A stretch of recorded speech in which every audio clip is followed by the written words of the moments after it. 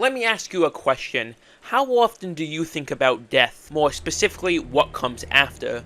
Most would answer going to the afterlife where you are judged for your sins and either end up in heaven or hell. Others may believe in reincarnation. Some may think of more convoluted ideas like when you die, you replay your life from birth to death in an endless loop. But easily the most harrowing theory is that there is nothing. Once you die, there's nothing waiting for you. Only empty, endless darkness. It's a thought I think about a lot. The idea of not having an inkling of a clue of what happens after death both intrigues and horrifies me. I think the human mind is physically incapable of comprehending what truly happens after death. It's distressing. But whichever idea you have about the afterlife, it's undoubtable that everyone watching this video knows about the concept of hell. Those who go to hell suffer endless torture for eternity, as stated on the gates of hell itself. Quote, "Through me the way into the suffering city, through me the way to the eternal pain, through me the way that runs among the lost. Justice urged on my high artifactor. My maker was divine authority, the highest wisdom in the primal love. Before me nothing but eternal things were made, and I endure eternity.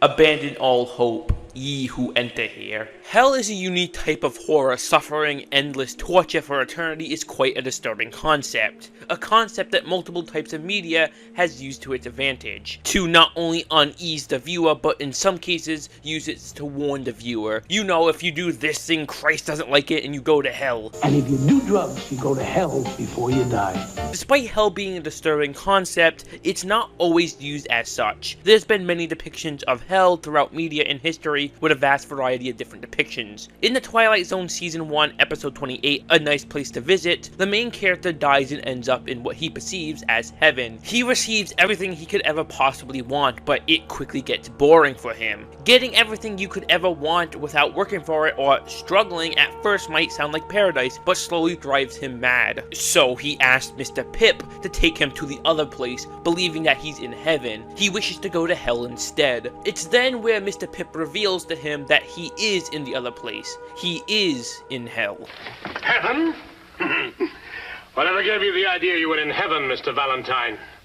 This is the other place! At first, the idea of getting anything you want without having to work for it at first might not sound like hell, but there's a reason why there's the saying, too much of a good thing can be a bad thing. Hell as a concept is an idea that many religions have a variety of different depictions of, and most of them differ quite drastically from each other. Hell is also a concept that many forms of media also have used for either horror purposes, a description, or just as a setting. These depictions of hell also drastically differ from each other, but how drastically? Well, why don't we get into that? But before we begin, go down and hit that like and subscribe button. It helps me out a lot more. Do you think it's free? It only takes 5 seconds to do. And share this video with everyone you can. My goal is to eventually hit 100K, so if you want to be part of that, you know what to do. With that all being said, strap in as we go through some of the most interesting and disturbing depictions of hell. I spoke to my grandfather. What'd he tell you? It's eternity in there. Hate. Let me tell you how much I've come to hate you since I began to live. The hate I feel for humans at this micro-instant, for you. As all things were made by my hand, so shall they be unmade, starting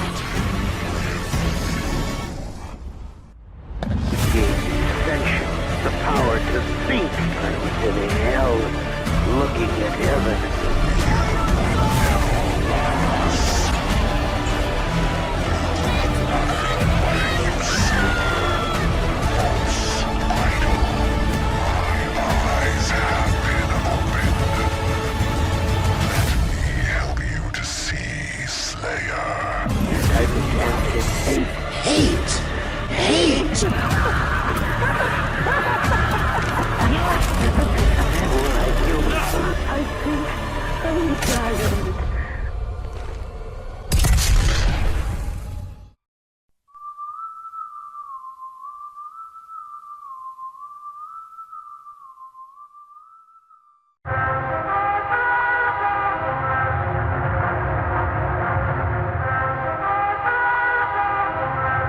Now, there are two distinct types of hell, literal hell and metaphorical hell. I'll take two examples of both and discuss each one. I'll take two depictions of literal hell and two depictions of metaphorical hell. Now, let me explain each category of hell just in case you're a little confused. Literal hell is pretty self-explanatory. The depictions of literal hell take place in real hell. The same hell described in the Divine Comedy in Dante's Inferno. You know, lakes of lavas, the endless screams of the damned, sinners being tortured for all eternity. You know, the classic hell we all know and love.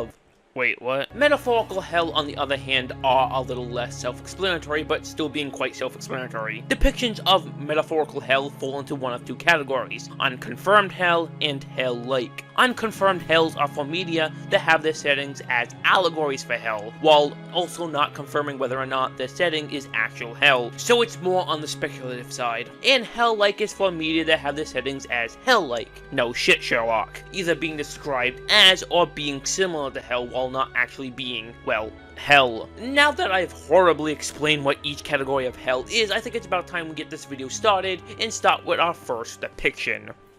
If hell is forever, then heaven must be a lie. Emily. If angels can do whatever and remain in the sky.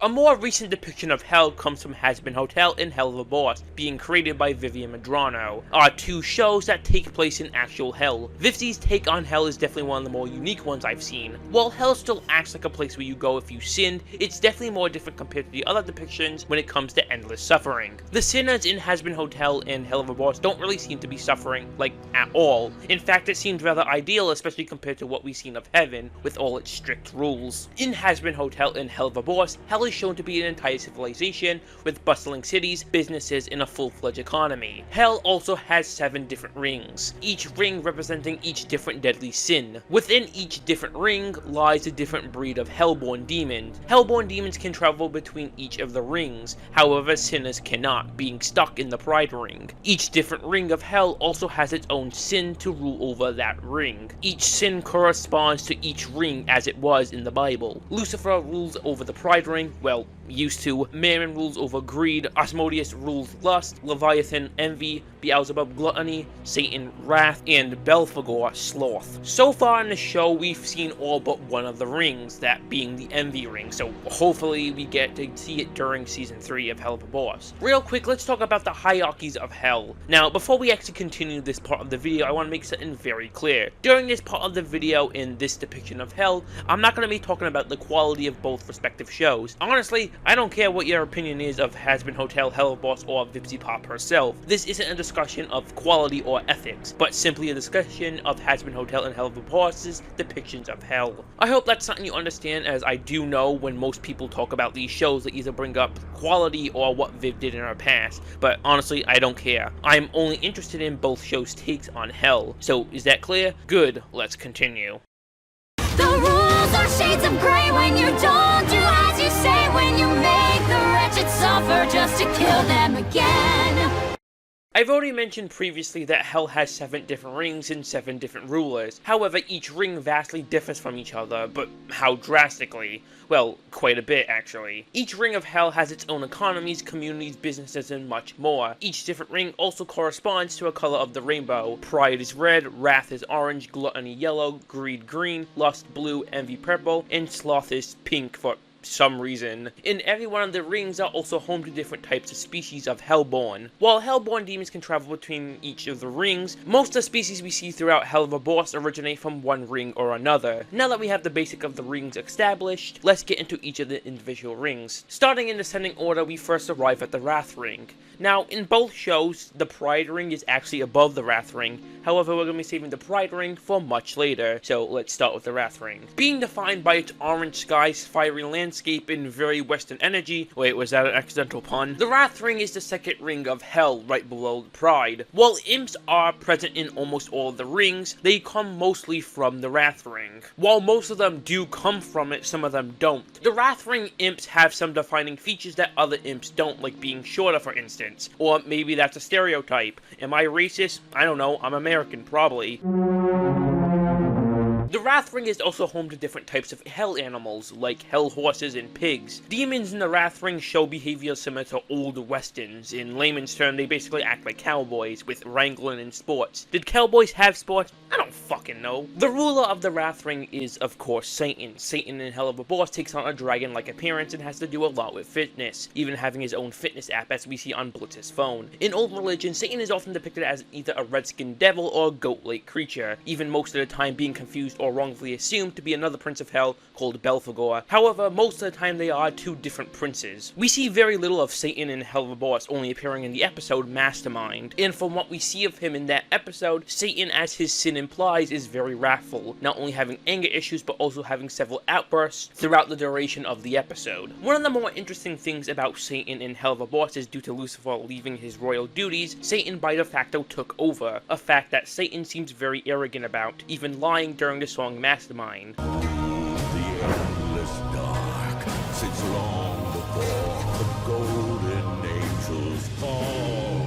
When Lucifer disappeared, Satan took over the rule of Hell, also acting as the judge to any of the demons who break Hell's rules. Going one ring down, we arrive at the Gluttony Ring, being defined by its yellow skies, bee-like infrastructure, and lush forest. The Gluttony Ring is the third ring underneath the Wrath Ring. The main species of demon found in the Gluttony Ring are Hellhounds. Well, just like imps, Hellhounds are all over Hell, they seem to mainly come from the Gluttony Ring, as during the episode Queen Bee we see quite a lot of them, compared to some of the other rings. We don't see much of the Gluttony Ring at all we really see is Beelzebub's mansion, which is where the episode Queen Bee mainly takes place. Now, unlike a few of the other rings, we've only seen the Gluttony Ring in one episode, and once again, it mostly takes place at Beelzebub's mansion, and because of that fact, we don't have much information about the Gluttony Ring besides the few things we are shown during Queen Bee. However, one of the more interesting things about the Gluttony Ring is because it's, well, the Gluttony Ring, a lot of what we see about the Gluttony Ring and Beelzebub has to do with food. Oh yeah, Beelzebub, right. Beelzebub is the ruler of the Gluttony Ring. Beelzebub takes on a fox-like appearance with a few bug-like details, like having bee antennas. In old religion, Beelzebub is often depicted as a giant hornet/fly. An interesting part about Beelzebub's history is that in some religions, Beelzebub is an alternate name for Satan. And in fact, in the Queen song Bohemian Rhapsody, Freddie Mercury brings up Beelzebub being Satan with the line,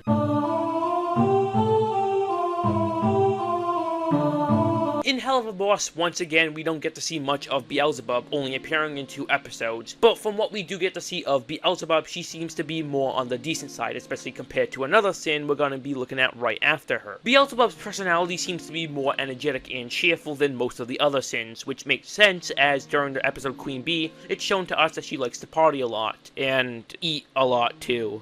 Probably, maybe, I don't know. Beelzebub also has the ability to just summon food out of thin air, I guess, which, I'm not gonna lie, I kinda wish I had that power. Jesus Christ, I'm such a fat fuck.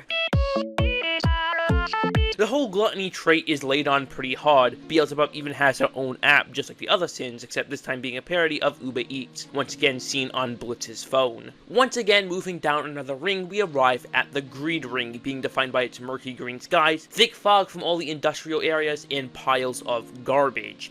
What'd he say? Garbage?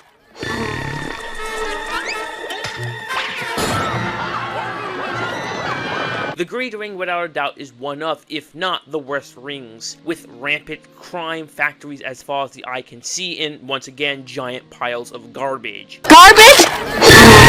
We're first shown the Greed Ring in the episode Lululand, however we get a better look at the Greed Ring in the episode X's and O's and Oops. The Greed Ring is probably the ring we see the most, besides the Pride Ring, because obviously. But from what we've seen of the Greed Ring, it's clearly not a good place, and that mostly has to do with the ruler, which we'll get to in a second. Despite seeing the Greed Ring arguably the most, besides the Pride Ring, but again, obviously, we don't know much about its inhabitants. However, we do see a few different types of species like sharks, reptiles, and weird bone-like creatures, and of course, there's jesters as well, due to Mammon.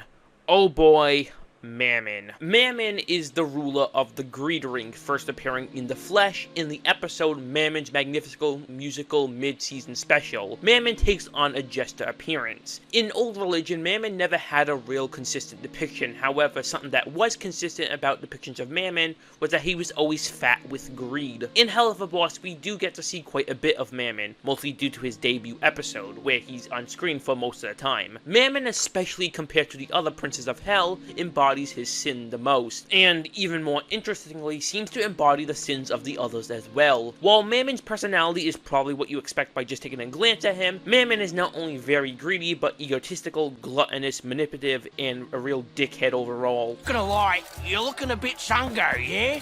Maybe lose a few so we don't gotta make any more adjustments to the fizzies. People like them skinny as fuck.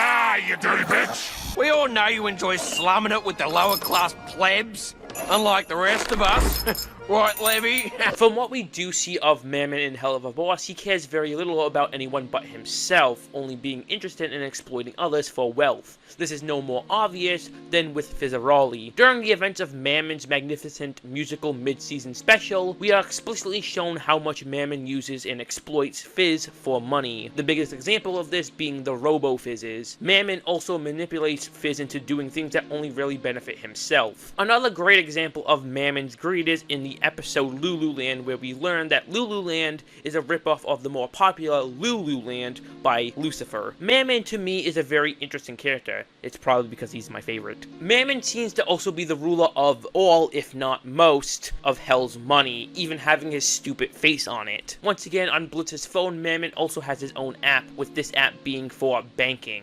Once again, going down one more ring, we arrive at the Lust Ring, being defined by its dark blue skies, large cities with tons of neon lights akin to something like Las Vegas, and lots of sexual imagery. We are first shown the Lust Ring in the episode Aussies. It's not only the first episode the Lust Ring appears in, but also the episode we get the most view of the Lust Ring. The Lust Ring is fittingly home to succubi and incubi, who are both sex demons, who actually come from real mythology just like imps. The Lust Ring seems to be one giant cave due to the dark skies, constant raining, and bat-like demons. The Lust Ring is also the main supplier of sex-related content, whether it be adult films, toys, or just plain sex, which is quite fitting due to, well, it being the Lust Ring. The Lust Ring is ruled by Osmodius, first appearing in the same episode as the Lust Ring. Osmodius is probably the sin we see the most throughout the entirety of Hell of a Boss. In Old Religion, Osmodius is often depicted as a beast with 3 heads, that of a man, a bull, and a sheep. A design choice that Hell of a Boss's depiction, in my opinion, cleverly implements.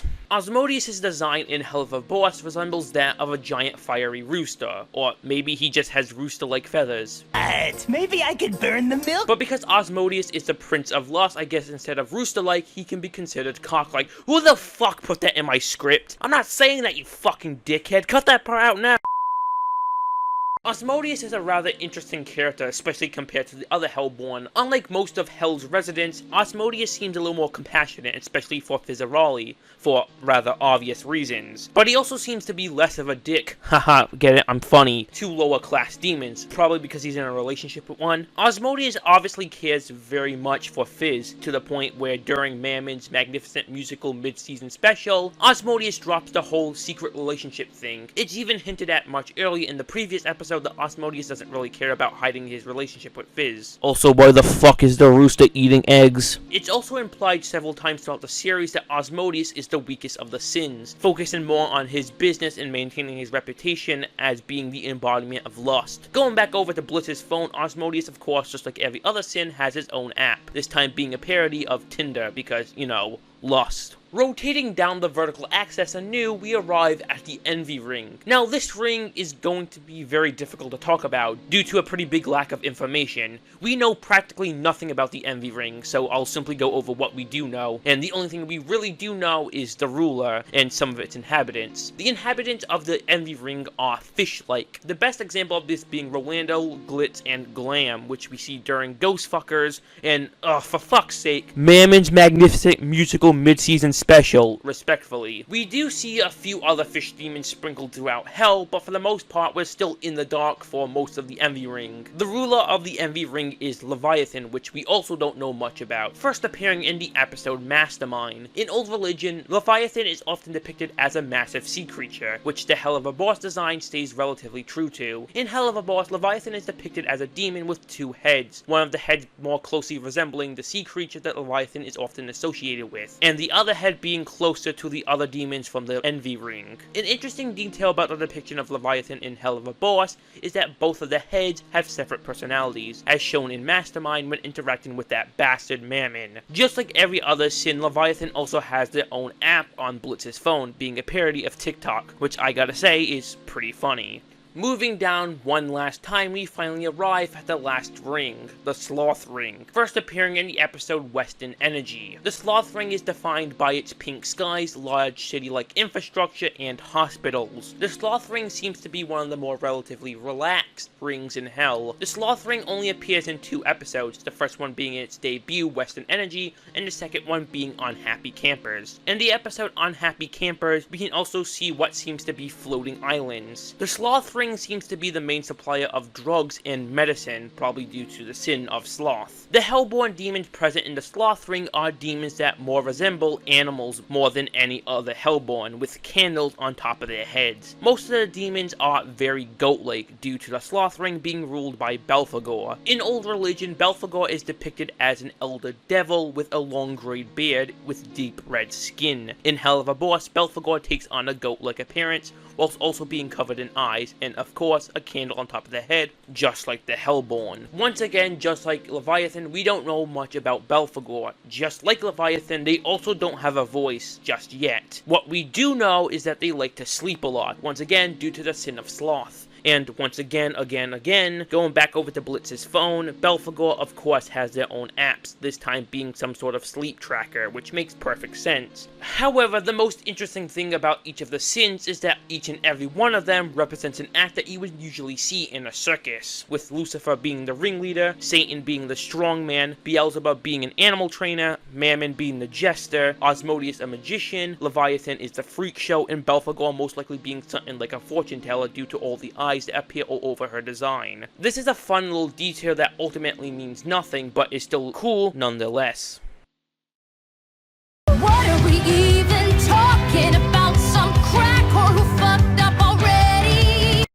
Alright, that was just the basics. Yeah, I know, just the basics. We still have a lot to go over. However, before we actually get into all that, a moment ago I just said the Sloth Ring was actually the last ring we're going to be talking about. But if you've been paying attention, you may have noticed one specific ring missing, and that's the Pride Ring. The reason why I saved the Pride Ring for last is because that's where we transition into Hazbin Hotel. Hazbin Hotel and most of Hell of a Boss takes place in the Pride Ring, being defined by its hellish red skies, and most importantly to this part of the video, sinners. The Pride Ring is where Hazbin Hotel takes place and where sinners go when they die. The Pride Ring is of course ruled by who else but Lucifer, well I should say formerly ruled by, as during some time before season 1 gave up his duties and locked himself away, after Lilith left him, once again sometime before the events of season 1, neglecting not only his duties but his daughter as well. In old religion, Lucifer is of course depicted as a fallen angel, with one of the most famous depictions being from Alexander Cabanel, with his piece The Fallen Angel. This painting is often used in those awful pictures you see online about how expressive ice really are,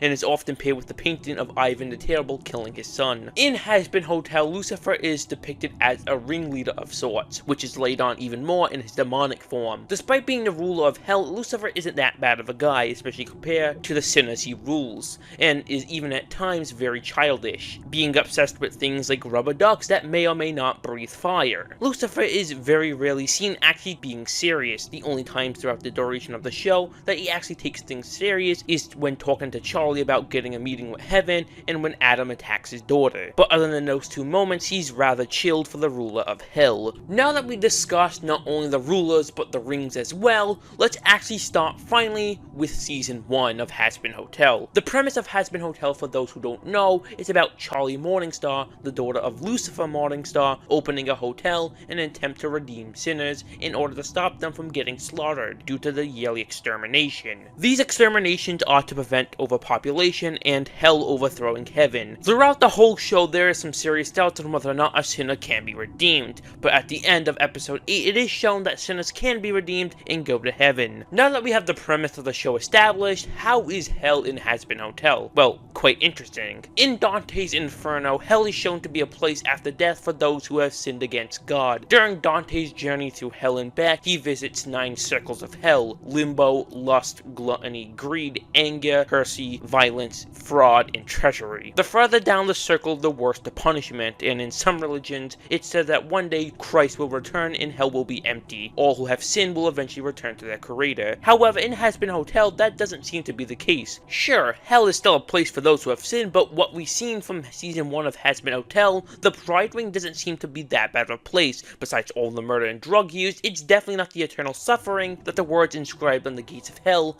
had promised. In fact, it's more similar to the one in the Twilight Zone, and less so the one in Dante's Inferno. Sinners here have access to drugs, adult films, and alcohol. Hell gives access to these goods for sinners to indulge in. It doesn't seem like they're suffering. Not only that, but hellborn demons also have access to these goods. So where do all these items come from, and why are they here? Why aren't sinners being tortured and suffering? Well, I have a pretty interesting explanation on why that is. What if sinners are given anything they want in order to keep them as sinners? Drugs, adult films, and alcohol make sinners, well, sinners, compared to winners who have none of that stuff. All they have are strict rules. It's far easier to get into hell than it is to get into heaven, which seems even more the case in Hazbin Hotel. At the end of episode 8, we are shown that Sir Pentious, after following the rules that Adam had probably in all reality just made up on the fly, gets redeemed and goes to heaven. And in that same scene, we see Sarah, high-head seraphim of heaven, give this expression. So this can mean either one of two things. One, she wasn't aware that sinners could be redeemed,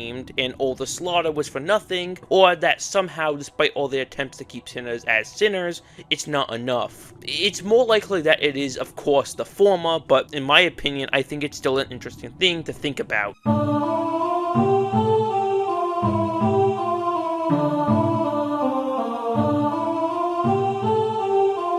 But there has to be a reason on why sinners in hell have access to all this stuff, right? Or maybe I'm looking too far deep into this. One of the most interesting things about Viv's take on hell is the fact that sinners are confined to only the Pride Ring, whilst Hellborn can freely travel between all the rings. So why is that? Well, it's rather simple. A popular theory suggests that Lucifer made a deal with heaven to spare the life of the Hellborn, making it so that sinners are stuck in the Pride Ring to be exterminated, whilst Hellborn can leave and stay out of the way of the exterminators. That, and because the Pride Ring is at the top of hell, it makes it far easier for the exterminators to not only arrive, but also to start the killing. Now, we don't actually know how sinners are trapped in the Pride Ring, whether it's some sort of magical barrier, human souls can't exist outside of the Pride Ring, or something else. We don't know at the moment. Speaking of human souls, you may have noticed throughout the footage I've been showing on screen that all sinners have a very unique designs, which obviously because it's a TV show. But Hazbin Hotel actually has an interesting reason on why so many sinners look, well, like this. A very interesting fact about sinners in Viv's take on hell is that a sinner's appearance in hell is dictated by two factors. One, how they live their life, and two, how they died. For example, Angel Dust's family are all arachnids due to them all being related, and the unnamed sinner from Unhappy Campers has a watery-like appearance due to them drowning. This simple detail can make for some very interesting character designs. Speaking of both sinners and exterminators, sinners in hell can't actually die. To a certain extent, sinners can't really kill each other. The only way to truly kill a sinner is to use an angelic weapon like the ones the exterminators wield. While sinners can't kill each other, it doesn't mean the sinners can't own each other's souls. The more souls they own, the more powerful of an overlord they become. Right. Overlords. Overlords are extremely powerful sinners who rise to power by owning the souls of other sinners, either taking it by force or trading for it. As previously stated, overlords are far more powerful than normal sinners. Overlords typically use their powers to aid themselves, whether it be conquering territory weapon dealing, controlling the media and entertainment, or just to guarantee their own safety. Some of the most powerful overlords includes the 3 Vs, Vox, Valentino, and Velvet, Zestel, Carmela Carmine, Rosie, and someone else we'll talk about much later. Overlords are very important to Hell, to their business, territory, entertainment, and in some cases, entire facets of Hell. During Season 1 of Hazbin Hotel, we are introduced to the Overlord named Vox. Vox is one of the most powerful Overlords, due in large part of his incredible grasp on Hell's modern technology. While technology already existed in Hell before Vox, Vox was able to capitalize and take over most of Hell's tech. Other Overlords like Carmela Carmine specialize in weapon dealings. One of the most important and dangerous types of weapons Carmela sells are angelic weapons, giving a huge advantage to any sinner, but more importantly Overlord, especially if they're competing for territory. One last important Overlord to mention is Rosie. Now, unlike Vox, who controls Hell's technology and Carmela's Hell's weapons, Rosie actually controls an entire town of cannibals, owning all the souls of the inhabitants, making her one of the most powerful Overlords right next to her best friend, which we'll still once again talk about later. The inhabitants of Cannibal Town all have the same features of dark gray skin and hollow eyes. This is probably due to them all dying around the same time and probably having the same cause of death, which is either due to starvation or cannibalism. He blew his shot like the cocks in his mouth. This discussion is senseless and petty. Alright, we have to actually get into the events of the show and the characters before this section goes on for far too long, as it already has. As already previously mentioned, the premise of Hazbin Hotel is about Charlie Morningstar opening a hotel in an attempt to redeem sinners. During the events of the pilot, we follow Charlie trying to promote the hotel to the sinners of Hell. She does this by going on 666 News and breaking out into song, very much to the chagrin of her girlfriend Vaggie. Now, Vaggie is a very interesting character. Well, originally during the pilot and beforehand, Vaggie was meant to be a sinner like the rest of the main cast. However, during the episode Welcome to Heaven, it's revealed to us that Vaggie is actually an exterminator who was cast out for showing mercy to a sinner. In the original pilot, Vaggie was a sinner, dying sometime during the early 2010s, cause of death unknown. Her pilot design is that of a moth. While the moth-like features can still be seen in her current design, they're more prominent in the pilot. After Charlie finishes her song, Because It's Hell, no one cares. However, this broadcast does get the attention of one person. We'll get to that in a minute. After being laughed at, Charlie actually has an ace up her sleeve. An actual patron looking to be redeemed. That sinner being Angel Dust. The porn star? You fucking would, Tom. We actually saw Angel Dust a bit earlier fighting in a turf war against Sir Pentious. We'll get into him much later. Angel Dust, real name Anthony, dying sometime during the late 1940s of a drug overdose. His sinner form is that of an arachnid just like the rest of his family. Angel's entire reason for staying at the hotel is so he can get a free room. He doesn't actually care about the hotel or redemption, at least at this point. On the brink of giving up, she eventually is visited by who else but Alistair, the radio demon. This is where we finally get to talk about Alistair. Alistair's sinner design is that of a deer, or a wendigo if you want to be like that. Dying sometime during the early 1930s, cause of death, being mistaken for a deer, or at least that's what we assume. I don't know if it was 100% confirmed. Alistair is one of the most powerful overlords in Hell. We don't actually have much information on Alistair's backstory, but in the episode Dad Beat Dad, Mimsy explains that Alistair one day just showed up. No one ever paid mind to him until powerful overlords started disappearing, with their screams being broadcasted over the radio, which is how he got the name the Radio Demon. Back to the pilot, being confused on why the Radio Demon of all people would want to help, Charlie at first is rightfully suspicious. However, Alistair tells Charlie that he's not actually there to help, but he's simply there for the entertainment factor. While Vaggie is cautious, Charlie ultimately decides to let Al help with the hotel, and well, he does just that. After being signed on, Alistair pulls out 2 of his associates, Husk and Nifty. Starting with Husk, Husk's sinner design is that of a cat, dying sometime during the 1970s, cause of death unknown. Husk was once also a powerful overlord before selling his soul to Al. Nifty, on the other hand, is quite different. Nifty's sinner design is that of a maid, dying sometime during the 1950s, cause of death unknown. Nifty, unlike Husk, quite enjoys Alistair. At the end of the pilot, before it ends, the hotel is attacked by Sir Pentious, Pentious. Because he's going to be important later on, we might as well talk about him now. Sir Pentious' sinner's design is that of a snake dying sometime during the late 1880s. Pentious doesn't appear again until Season 1, Episode 2, which, speaking of Season 1, let's get into that already. There's no question to be posed. He's unholy case closed. Did you forget that hell is forever? Season 1 of Hazbin Hotel is mainly about Charlie trying to convince not only Hell, but her father Lucifer and Heaven as well, that sinners can be redeemed. During the events of Episode 1, two main things occur, mainly Charlie's meeting with Adam, which we'll get to in a second. The second thing that happens is Charlie putting Vaggie in charge of creating a commercial promoting the hotel. This of course goes awry. Eventually Alistair steps in to help, and of course, because he's Viv's miracle child, he gets a commercial made that doesn't suck ass, and that plot is resolved. However, let's get back over to Charlie's meeting with Adam. In Hazbin Hotel, Adam is meant to be Adam the first human, a fact he boasts about a lot. I'm fucking Adam! I'm the fucking man, and you're just some fucking clown or something! I started everything on Earth! All of mankind came from these fucking nuts! You all should be worshipping me, you ungrateful, disgusting, fucking losers! Ah!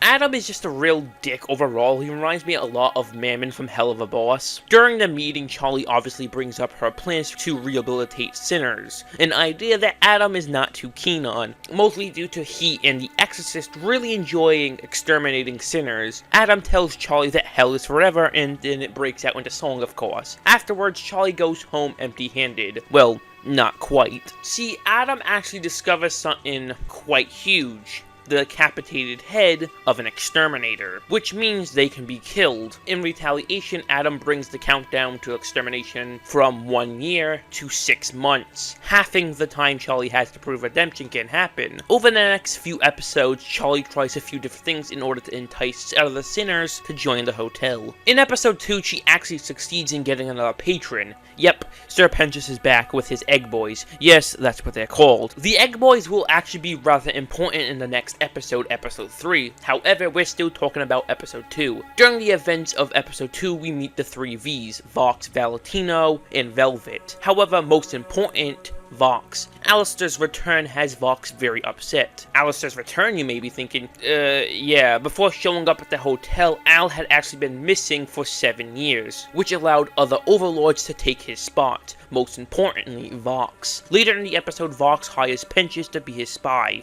a job he does terribly, eventually getting caught. However, Charlie sees this as an opportunity to try to redeem Pentious. As previously mentioned, Pentious' Egg Boys will be rather important in episode 3. During the events of episode 3, Al is tasked by Vaggie to get rid of the Egg Boys. However, instead of doing that, he takes them out to do some errands. First, the most important of which being a meeting with the other overlords of Hell. Al tells the Egg Boys to stay outside. However, one of them actually sneaks inside. During the meeting, Carmela, we spoke about her earlier, explains that each year that passes, the extermination claims more souls. The previous extermination claiming 16% of the total population, which is a bit of an issue for the overlords whose powers rely on said souls, before being interrupted by Velvet, one of the 3 Vs. Velvet shows the rest of the overlords the decapitated head of the exterminator. Velvet then reveals the V's plans to wage war against the Exorcist. However, Zestel quickly shuts that idea down, stating that they don't actually know how the Exorcist died, and waging a blind war would get most of Hell killed. Then some banter ensues, whatever, although something interesting does happen afterwards.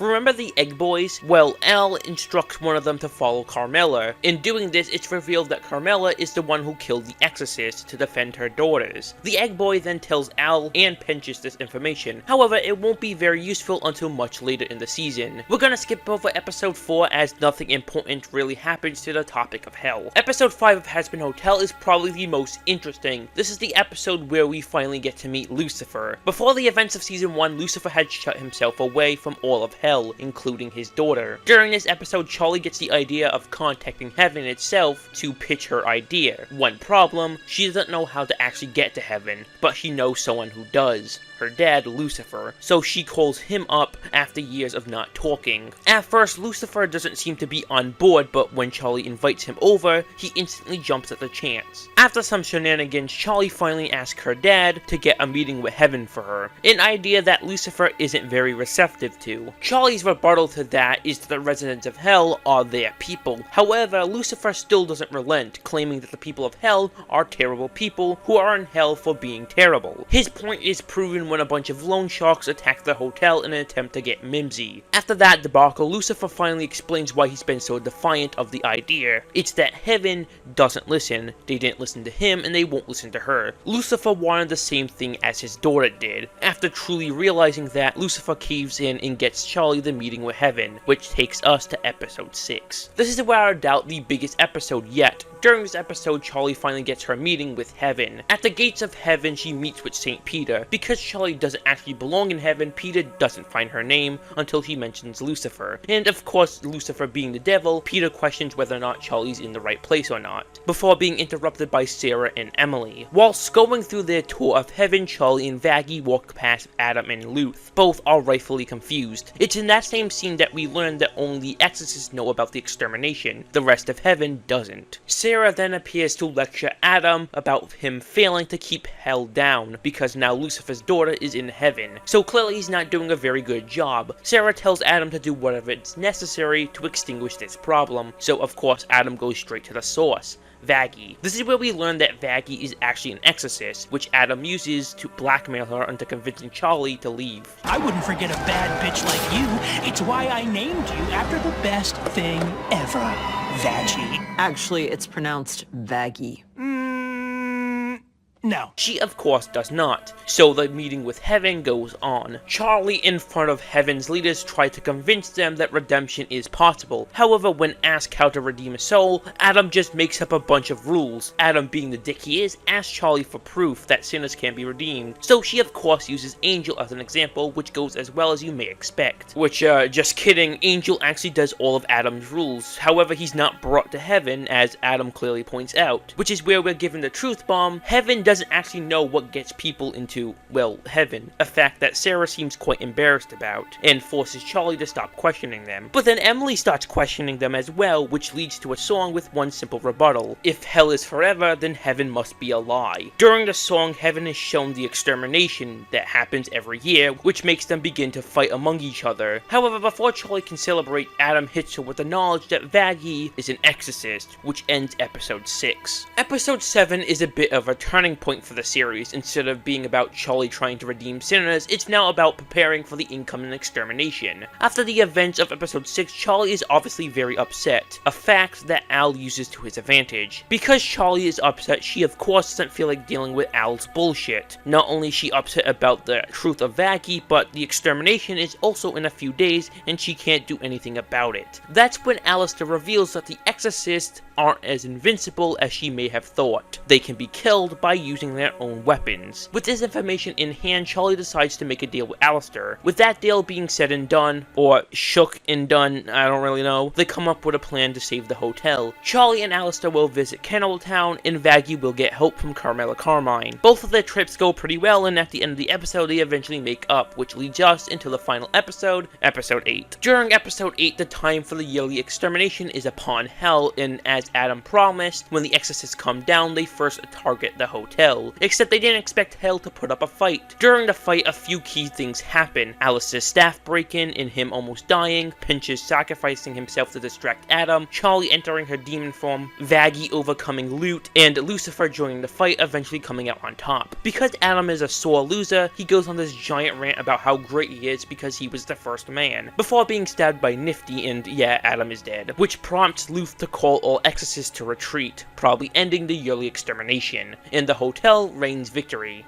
Well, at least what's left of it. During the battle, the hotel was completely destroyed. However, because they're in hell and Lucifer, for some reason, can just summon materials out of thin air, they of course rebuild it bigger and better than ever before. And Alistair isn't actually dead, so yay. And afterwards, we're shown that the 3 Vs are plotting something, setting them up as the main villains for the next season. However, this isn't quite the end yet. We do get one last stinger before the season ends. We arrive at heaven, where Pinchas is redeemed, to a very happy Emily and a horrified Sarah, which confirms yes, sinners can be redeemed. Also, Loot starts talking to someone on a beach, telling this person that Adam is dead, and if they want to keep their spot in heaven, they have to act. This person being Lilith, Charlie's mom. And that's the end of Hazbin Hotel, well, at least for now.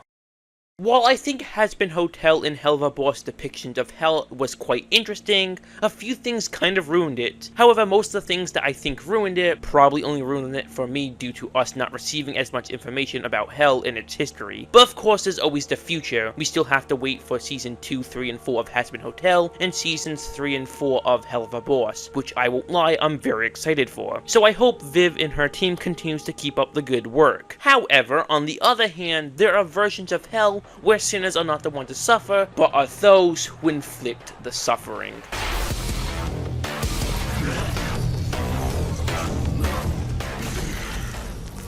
Doom has a very unique depiction of hell where you inflict the suffering on the demons of hell. In this version of hell, hell is depicted as an unstoppable force invading Earth, and it's the Doom guy's job to fight them back and stop the invasion. You do this by killing the icon of sin, the equivalent of Satan. Well, at least at the time. The Doom series is probably one of the most famous depictions of hell. Ever since first releasing, id Software established its depiction of hell as quite a unique one. While other depictions of hell typically have it as a place where you go after death, Doom's depiction of hell has it as an antagonistic force that invades other worlds, destroying and consuming them to fuel their power. Well, that's until they randomly encounter a Marine who happens to specialize in killing demons. Now, unlike Hazbin Hotel, the Doom series enlightens us quite a bit on the history of hell, which is rather surprising as ever since the beginning of the Doom series, it's always been mainly about slaying demons, with the story kind of being an afterthought. However, despite that fact, we know quite a lot about the story of Doom, especially with the upcoming release of Doom: The Dark Ages. Hopefully with that we get quite a bit more information. However, we still have a fuck ton to go over, so why don't we cut the chit-chatting?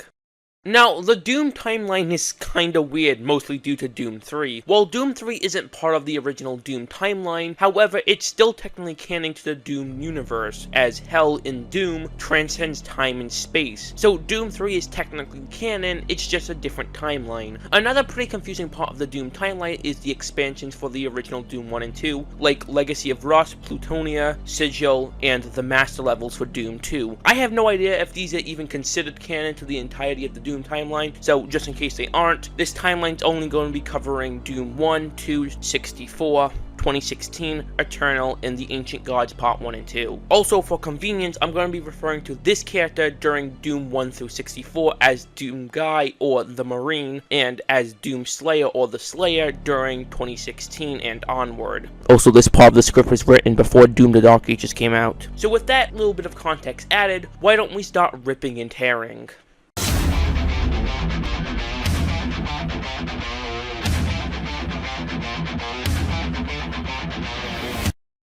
So what started all of this? What started a series that's been going strong for over 30 years? All the demon slaying, all the killing of gods, all the collecting of small action figures. Well, it's all because of one person, the Doom Guy. But I suspect you already knew that. But continuing the question, how did Doom Guy get here? Well, by assaulting his superior officer.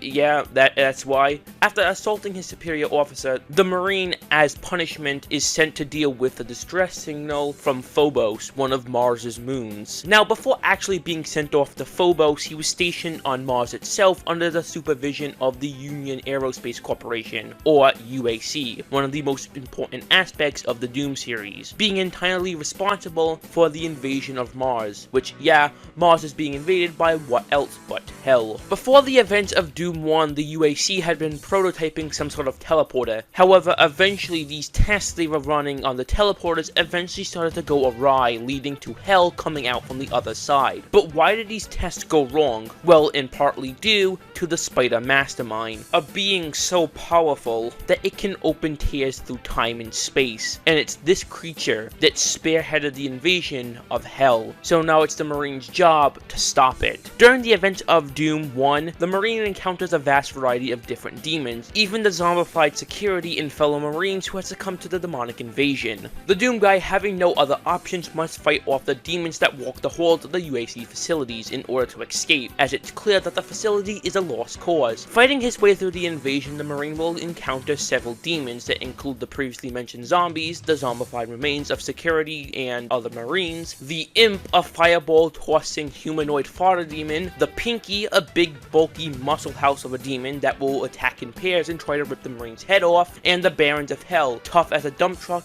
and nearly as big as described in the original Doom manual. These Goliaths are the worst things on two legs since the T-Rex. These muscular goat-like demons also have the ability to cast large green fireballs. These are the demons who will try to stop you from escaping, and will try with all their might to kill you, but you can't let that happen. The Marine can't let that happen, as it would mean the invasion of Earth. So one by one, the Doom Guy puts all of them down. From the zombie soldiers that you once served alongside with, to the Pinkies that will rush you down trying to get a bite, to even the Bruiser brothers who stand in the way, guarding the gateway to Deimos, the missing moon that you were sent there to look for. Destroying the two guardians of the gateway grants the Doom Guy access to the missing moon. However, arriving on Deimos, the Marine finds that the invasion that he just had fought off was simply the beginning, as the demons had fully taken control of Deimos, and with that, the Marine encounters more demons that he hadn't previously. Starting with the giant floating masses of flesh, the Caco demons are huge monstrosities that belch ball lightning. These flying abominations will be a big pain in the ass for the Marine, especially in close range combat. Speaking of close range combat, the Doom Guy will also encounter the Lost Souls, flaming skulls that will charge the Doom Guy unless they are killed first. The demons that invaded Phobos had also returned, however some of them had gotten an upgrade, mainly the Pinky, who has a new appearance in the form of the Spectre, a Pinky that is now completely translucent. Although, to combat these new enemies and returning demons, the Doom Guy finds a set of new guns to aid him. However, little does he know these new weapons can only do so much when he eventually has to scale the Tower of Babel and come face to face with the monstrosity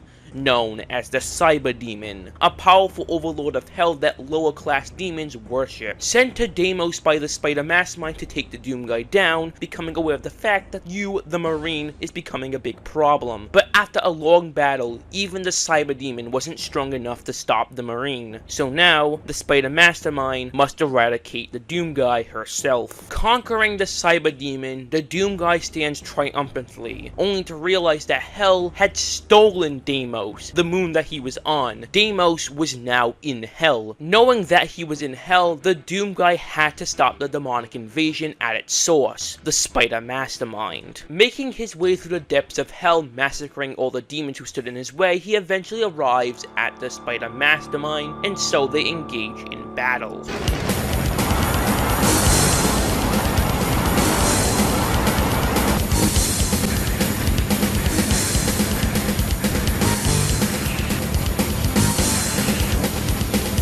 Inevitably, the Doom Guy reigns victory and stops the demonic invasion. But little did the Doom Guy know, while busy fighting the invasion on Deimos, the Mastermind had started an invasion on Earth. This invasion resulted in the death of his child and wife, along with the death of his pet rabbit, Daisy. But the Marine hadn't figured this out yet. Now he's gone back to Earth to fight off the invasion there. This leads us to the chapter Thy Flesh Consumed, where the Marine finds out that the Spider Mastermind hadn't died, or that's what it may seem at first. The Doom Guy also encounters two more Cyber Demons, which means there are multiple Masterminds and Cyber Demons. Taking them both out once more, the Doom Guy sets his eyes on stopping the invasion of Earth. Next stop, Hell on Earth.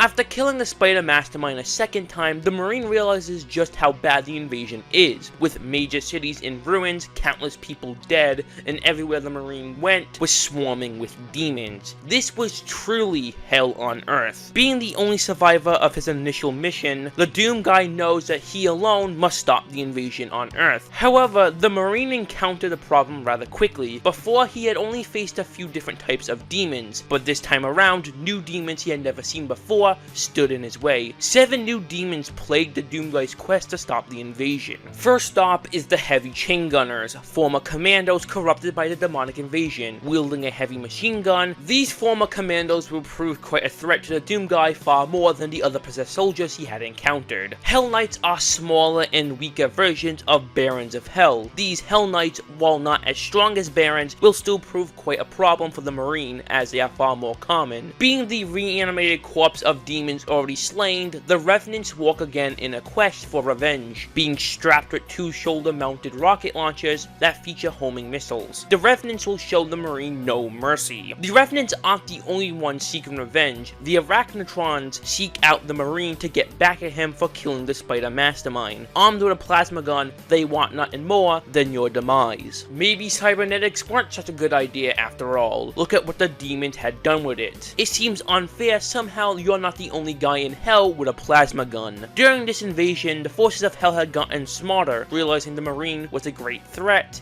In an attempt to combat this, demons began to fuse with the machinery they found around UAC facilities, creating the Mancubus. Huge monstrosities that have fused themselves with UAC tech. Mancubi had embedded flamethrowers into their own arms, essentially becoming mini cyber demons. These flamethrowers will also prove quite a threat. The Pain Elementals are the mutated cousins of the Caco demons, once again being a giant floating mass of meat. The only difference this time around, instead of shooting ball lightning, they now shoot out lost souls, making them in a way far more deadly than their red primos. Upon death, they will also expel several more lost souls. Killing him is almost as bad as letting him live. Despite all these new enemies, the Marine still prevails. But from the ashes and corpse of the dead, the flames of hell engulfs each pile of guts left behind by the Doomguy. The dead begins to rise again as the Marine comes to face the devil named the Archvile. Archviles are tall, lanky, infernal high priest demons who will without a doubt be the biggest threat to the Marine. One of the worst of a bad lot. You can't think of enough rotten things to say about him. He's fast, hard to kill, cast spells, and resurrects dead monsters. At least these suckers are rare. The Archvile's main ability is to resurrect the fallen, making them walk the earth once more. With all these odds stacked against him, the Marine seems to have no chance of stopping the invasion. However, the demons didn't count on one thing. The Marine had an unbreakable will and a super shotgun.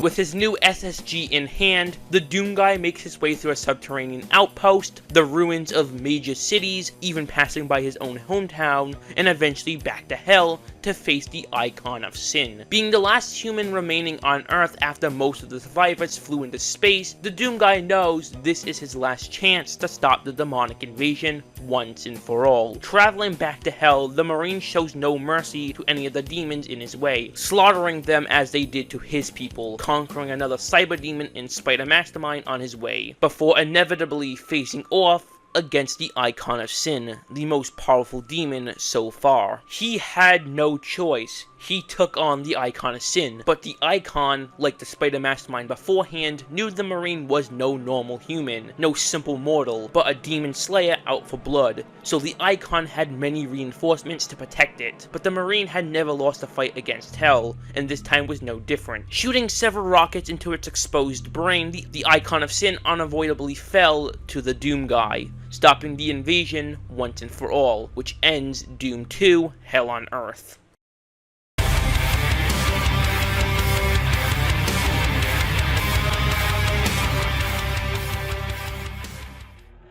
After Doom 2, the Marine has become a hero of Earth and an enemy of Hell. However, despite how much work the Marine put into stopping the demonic invasion, there is still one company that wants to play with its power, the UAC, the most powerful company to ever exist. The UAC can practically do anything they desire, including messing with Hell's power, a stunt that they will deeply regret, as when messing around in Hell, they accidentally awaken the Mother Demon, a demon more powerful than the Cyber Demon, mastermind and icon, and she wants war with the Marine. With her immense power, she awakens all the demons that have been slain, making them far more powerful and stronger than before their deaths. This means now the Marine must once again step in and fix the UAC's mistake. Traveling to the UAC facility located on Phobos and being unprepared, the Marine encounters firsthand just how much more stronger these demons are compared to their previous incarnations. They were faster, stronger, and more evil. But being Earth's protector, the Doom Guy must carry on and figure out what exactly resurrected his fallen foes. But there was a problem. The Doom Guy, having to fight his way through hell twice already, was very fatigued and paranoid, which made his journey all the worse. To him, the demons seemed to never stop coming. An endless wave of demonic beings rushed the Marine down. Even when he slayed them, 10 more would take their place. His anger only grew, which wasn't good for the Mother Demon. Leaving the UAC facility, he inevitably winds up back in Hell once more, taking the war to the Mother Demon herself. In Hell, the Marine comes across an ancient demonic artifact called the Unmaker, a weapon so powerful it could rip through the flesh of the Mother Demon herself. Armed with the Unmaker in hand, he knew it was time to end the Mother Demon. Only one problem: the Mother Demon was far stronger than any other demon he encountered, making the battle tough. Aware she couldn't beat him at his strongest before they fought, she had summoned an endless horde of demons to weaken the Marine. But of course, this did very little to hinder him, so with no other option, she ambushed him, starting the fight. The Mother Demon fought back hard, but like every other demon before her, it was only a matter of time before she was ripped to shreds. And with the Unmaker, the Doom Guy did just that, killing the mother of all demons. The Marine once again stood triumphantly, yet he was acutely aware on how this would end. He would leave, and eventually the demons would rise up again and try to invade Earth. But this time was going to be different. He opted to stay in Hell while Hell's forces were weak, and he was going to make sure they never rose up again. And with that decision, he had made all of Hell fear him. But even when he had slaughtered every demon he encountered through Hell, one remained undetected: the Resurrector. Who is the Resurrector? Well, she's the sister of the Mother Demon, and like her sister, the Resurrector also wanted revenge, and this was easy in her mind, as continuing the trend of demons the Marine encounters, the Resurrector was stronger than her sister. And with that power, she sent the Doom Guy back to Earth in an attempt to get rid of him. But this did not hinder the Doom Guy's plans to keep Hell down, so of course, like always, he made his way back to Hell to rid the world of another demonic beast. Only, as always, there's a problem. Before being sent back to Earth, the Resurrector had stolen the Marine's weapons and demon keys. This is where the Doom Guy breaks. Having to deal with the demons over and over again, the continuously invading Earth, and the new demonic threats keep popping up, he finally snaps, brutalizing every demon in his way before returning to Hell and beating the Resurrector to a bloody pulp. But she was prepared for his victory, so in her final moments, she ripped open a huge rift in time and space that consumed the Doom Guy whole. The Marine was now transported outside of a castle's walls.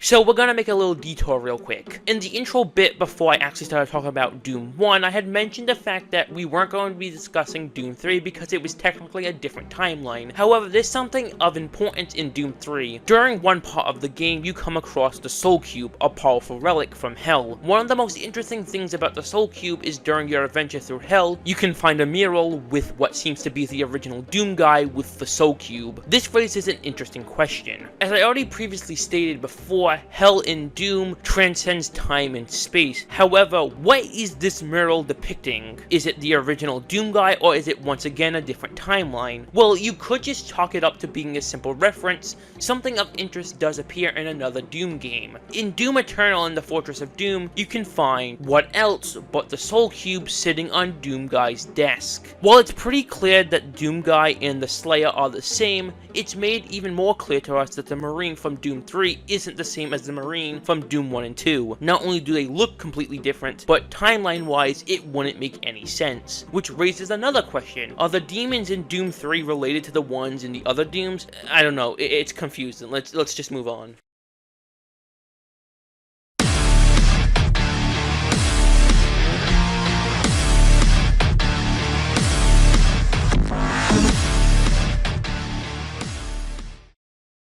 At the end of Doom 64, Doomguy defeats the Resurrector and is then transported outside of a castle's walls. The castle he's transported outside of resides in the world of Argent Dinur. The Doomguy finds himself outside the walls of Sentinel Prime, where he's then found by the Night Sentinels. On the verge of death, the Sentinels then take this mysterious outsider to their High Sentinel Priest. We know this takes place after Doom 64, as one of the Night Sentinels hands one of the Sentinel Priests the Doom 64 helmet. Upon arriving in front of the priest, the Marine went crazy talking about guts. Huge guts. The demons had huge guts. Impressed that this outsider had survived outside the castle's walls, the priest had sent him off to the Colosseum to be tested. But unfortunately for the other prisoners, the Doomguy was far better and stronger than they were, beating the shit out of all of them. The Sentinels knew that the Marine had potential that the Con Maker wanted to see. Still going on about demons, he was offered a place as a Night Sentinel. During his time as a Night Sentinel, the Doomguy had proven himself worthy, even saving a Night Sentinel city from a Titan, embedding his crucible into its chest so it would never walk again. Over the years, the Con Maker began to act strangely, becoming more selfish. The father, the creator of the Con Makers, knew who was behind this: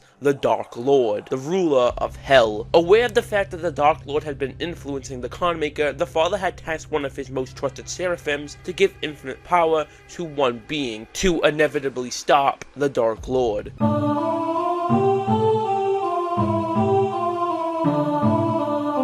This being was none other than the Doomguy. Using the Divinity Machine, the Seraphim granted the Doomguy terrible power and great speed. But something was off. During the construction of the Divinity Machine, the Con Maker had implemented a piece of the Dark Lord into the machine, making this mortal now immortal. The Dark Lord had had his hand in the creation of the Doomslayer, turning a once mortal man into an unstoppable slayer. But let's rewind a bit. Returning to the Con Makers real quick, during the first meeting with the Marine, he had spoken of a place that she had no knowledge of. This place, of course, being Hell. Despite not knowing anything about Hell, she somehow knew that this place could be an infinite source of power, probably thanks to the Dark Lord. Soon after, the forces of Hell invaded Argent Dinur. Knowing the demons had come from Hell, the Con Maker had urged King Novik to take the battle to them. With the help of the Slayer, they fought their way through Hell before they became quickly outnumbered, but the Con Maker still wanted the power of Hell, so she pushed further. Eventually, discovering that mixing the power that came from Hell and the power that came from the Wraiths, it would give them the ability to become immortal, thus creating Argent Energy. She wanted more of this Argent Energy, but couldn't step foot in Hell. However, she had made a deal with Hell to erect a soul factory that would supply her with infinite Argent Energy. All she had to do was give Hell the souls of the fallen. Eventually, the slaves that the Sentinels had would be transported to Hell to build the city of Necroval, where the Argent Tower would stand towering over all of Hell. A grim reminder of the Con Maker's betrayal. But how do you create Argent Energy? One half of Argent Energy is made of souls. Souls that go to Hell are transported to the Argent Tower, where, as Dr. Samuel Hayden would explain, they are broken, tortured, and tenderized before they're sent off to the Well of Souls to be processed into Argent Energy, leaving the body of the host behind to become the very demons the Slayer massacres. This infinite source of Argent Energy corrupted the Con Makers even more, as the Argent Energy sustained both Argent Dinur and Urdak. In the Doom series, Hell is almost like an infection, corrupting things. We see this a few times throughout the series with the Hell Priest and the Marauder. Once high-ranking Sentinel Priest that took the Doomguy in, they become addicted to the power of Argent Energy, aiding the Con Makers' plans to obtain infinite Argent Energy to keep themselves immortals. The Marauders, on the other hand, were once Night Sentinels who joined the Con Maker,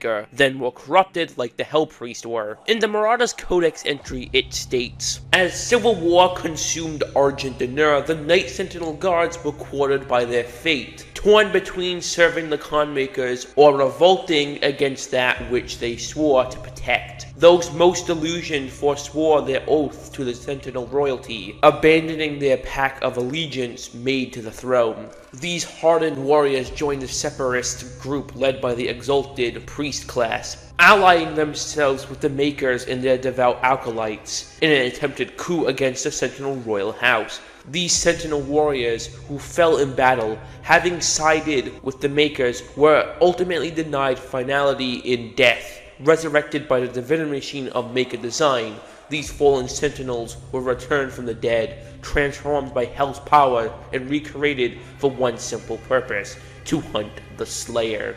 Now reborn as knights in Hell's army. Those who believed the lies of the Khan Maker and betrayed their oath to the Sentinel royalty were corrupted and resurrected after death. Still believing that they were right when first encountering the Marauder, he has this to say to the Slayer. You were never one of us. You were nothing but a usurper, a false idol. My eyes have been opened. Let me help you to see, Slayer. While on the topic of the Marauder, fun fact, did you know the Marauder is voiced by fucking Edward Bosco, the voice of both Alistair in the pilot and Striker from Western Energy and Onward? Which is really funny to me because I didn't know this before working on this video, and I honestly don't know why this keeps happening. Every time I make a video, for some reason, there's always something connected between all the topics. He also voices the Icon of Sin, so there's that too. Hell's corruption can be seen all over the Doom series, even corrupting the main antagonist of Doom 3, Dr. Malcolm Betruger. Hell's incredible reach even stems across timelines. This is due to the power of the Dark Lord. Before the war between the Sentinels and Hell had ended, one more invasion had occurred, only this time something far worse came from the other side. The Dreadnought, a titan of Hell, the same titan that the Doomslayer would go on to slay after gaining his powers, saving the capital of Argent-Nur, Taurus Nabard. It's eventually revealed that the father wasn't the one to task the Seraphim to give power to the Marine, but in fact the Dark Lord posing as the father. Knowing that the power the Marine had gained from the divinity machine was fueled by anger that would eventually want revenge against him, setting him free from the prison the father placed him in. Not only would he be free, but he had foreseen the Slayer destroying the Makers, the ones who betrayed him. After turning the Marine into the Slayer, the Seraphim had traveled to the Inkmore Sanctum to fulfill a request from the father, something that we'll get into much later. During the trip to Hell, the Night Sentinels had discovered the city of Necroval. Seeing that it was made by Maker Tech, this discovery triggered a civil war within the world of Argent-Nur, where those who sided with the Khan Maker had fought the ones who opposed the Khan Maker's betrayal. During the war, Commander Valentin's son had fell in battle. Desperate to get him back, he had struck a deal with one of the Hell Priests to resurrect him. All the priest wanted in return was the Vault of the Sleeping Wraiths. With this betrayal, Commander Valentin was cast out, but he still got his son back, right?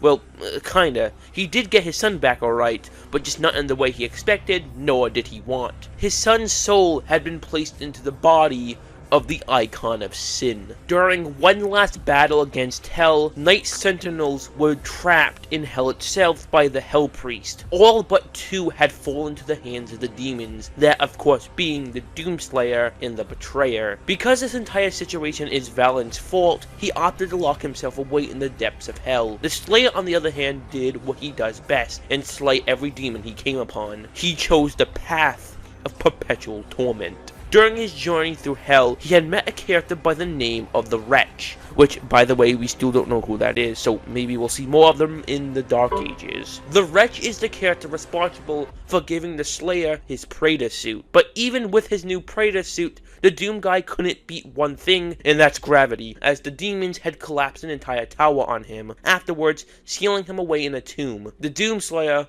was now sealed away in the depths of Hell. Now, this is where we finally get to talk about the events of Doom 2016. Upon waking up from his sarcophagus, the Slayer is surrounded by carnage, flashing lights, dead bodies, and zombies that the Slayer quickly dispatches of. In the next room over, the Slayer finds his Praetor suit that he promptly suits up in. Knowing something is off, the first thing he does is check for casualties before being immediately blocked by Dr. Samuel Hayden. Hayden is the head of the UAC facilities on Mars. Hayden expresses his desire to work with the Slayer in order to resolve their little problem, but of course the Slayer doesn't care. Aware another demonic invasion has happened, the Slayer sets out to stop it like he's done so many times before. Walking through the facility, he encounters to some of his old friends that he, like his name implies, must slay. He eventually finds a portal to hell in the form of a gore nest. In an attempt to destroy it, he rips its heart out, which summons a bunch of demons for backup. This of course does not faze him. Throughout the facility, the Slayer finds a bunch of holograms detailing events of what happened before he was awoken. Before entering an elevator, he is shown a hologram of Dr. Olivia Pierce, speaking of someone not being able to leave, and if they were, would ruin everything if they did. She is of course referring to the Slayer. Boarding the elevator, he has another conversation with Dr. Hayden. Hayden acknowledges the fact that he is to blame for the situation they're in, but all of it was for the betterment of humanity. The Slayer, knowing that Hayden is bullshitting him, shuts that shit down. But what exactly led to all of this? What led to another demonic invasion? Well, sometime before the Slayer awoke, during a trip to hell, Hayden had discovered the sarcophagus of the Doomslayer. Knowing who he was, Hayden decided to bring him back to Mars, as the entire trip to hell was mainly to get the Slayer back. Olivia had known what was going to happen if the Slayer was released. He would completely ruin her plans, so she acted, triggering another demonic invasion. But Hayden anticipated this, releasing the Slayer, for only he could stop the invasion. And, well, he would do just that. On his way to get Olivia, he meets an AI called Vega. Vega, along with Dr. Hayden, informs the Slayer that they are here to help him stop Olivia. Hayden permits Vega to give the Slayer the casualty numbers that he wanted, but Hayden also gives the Slayer one more thing, a gift that will help him on his journey. Take it. It will give you strength, help you on your journey. I want you to remember that line, as it's going to be very important later on. Also, the gift he gave him was pure Argent energy. But before he can go on any further with his explanation, he is alerted that the Foundry is on meltdown, and neither one of them would survive the blast. So he tasks the Slayer to go down and reset the fans. After fighting his way through the Foundry and reactivating the fans, Hayden directs him to the Argent Tower. This is where Olivia must be. Olivia's goal is to create a tear that would open a portal to hell. If the portal to hell was open, it would never be closed. So the Slayer must stop the opening of the Argent Tower before it can activate. In order to do this, he has to take out each of the Argent filters. This will stop the flow of Argent energy and stop the opening to hell. But because he doesn't have time to carefully dismantle it, he opts to just destroy them, to the chagrin of Dr. Hayden. This is because they spent years trying to perfect the creation of pure Argent energy. The only problem with that is, if you remember, Argent energy is created by using tortured human souls. Hayden doesn't care, but the Slayer, being a human himself, does. Assuming this would destroy all of Olivia's plans, he goes through with breaking each of the filters, but Olivia still has an ace up her sleeve, with an Argent accumulator. For those who don't know, an accumulator are devices that store energy when needed, and because all Olivia needs to create a rift in hell is Argent energy, she ascends to the top of the Argent Tower to release the stored Argent energy. Once again, obviously this isn't good. The Slayer also ascends to the top to stop Olivia, but he's too late, and Olivia releases all the Argent energy, opening another portal to hell.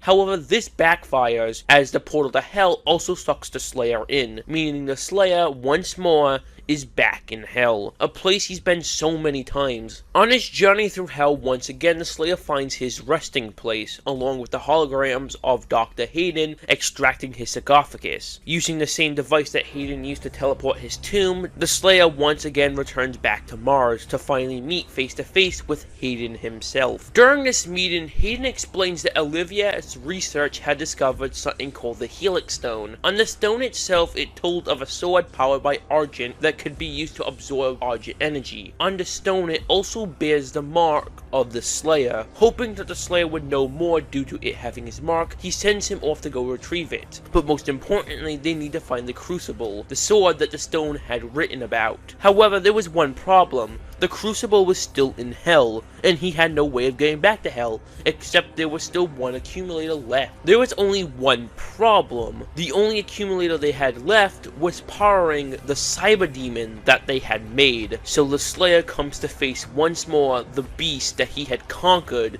to put fear into the heart of hell. Just like the several other cyber demons he had eviscerated in the past, this one was no different, finally ripping out the accumulator from its chest, sending him back to hell. Well, now, due to being back into hell's atmosphere, hell's energy rejuvenates the defeated cyber demon, becoming much stronger. But still, it's no match for the Slayer. The Slayer now had his eyes set on retrieving the Crucible. Being guarded by several Guardians, destroying all of them, he finally retrieves the Crucible. Now that he has the Crucible in hand, they must go to the well to put an end to Olivia's plans. And in order to get there, Vega decides to sacrifice itself to send the Slayer to the depths of hell. Before completely destroying Vega, the Slayer decides to make a backup of his conscience. With Vega's system going into meltdown, an explosion happens that sends the Doom guy back to hell for one last battle. Now he finds himself in the corrupted section of Argent D'Nur that at some point had been consumed by hell. Somewhere in this part of Argent D'Nur lays the power source of the well, the chained up remains of a wraith. Absorbing the energy of all three wraiths, he had finally put an end to the well. Being guided by the souls of the Night Sentinels, he arrives to finish his initial goal to kill Olivia, and finally put an end to the demonic invasion. Only something isn't right about Olivia. She looks, in a lack of better terms, awful and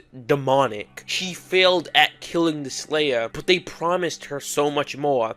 And that they did. Beginning to transform, her soul eventually merges with a creature that the Slayer had encountered in his past. A creature that the Slayer had killed in order to stop a previous demonic invasion. The Slayer meets for the final time with the Spider Mastermind, only far more powerful than the four others that he had crushed like the insects they were. Only this one wouldn't submit so easily. This was going to be tough. Real tough. But if anyone was going to do it, it would be the Marine that had done it in the past. So they engage.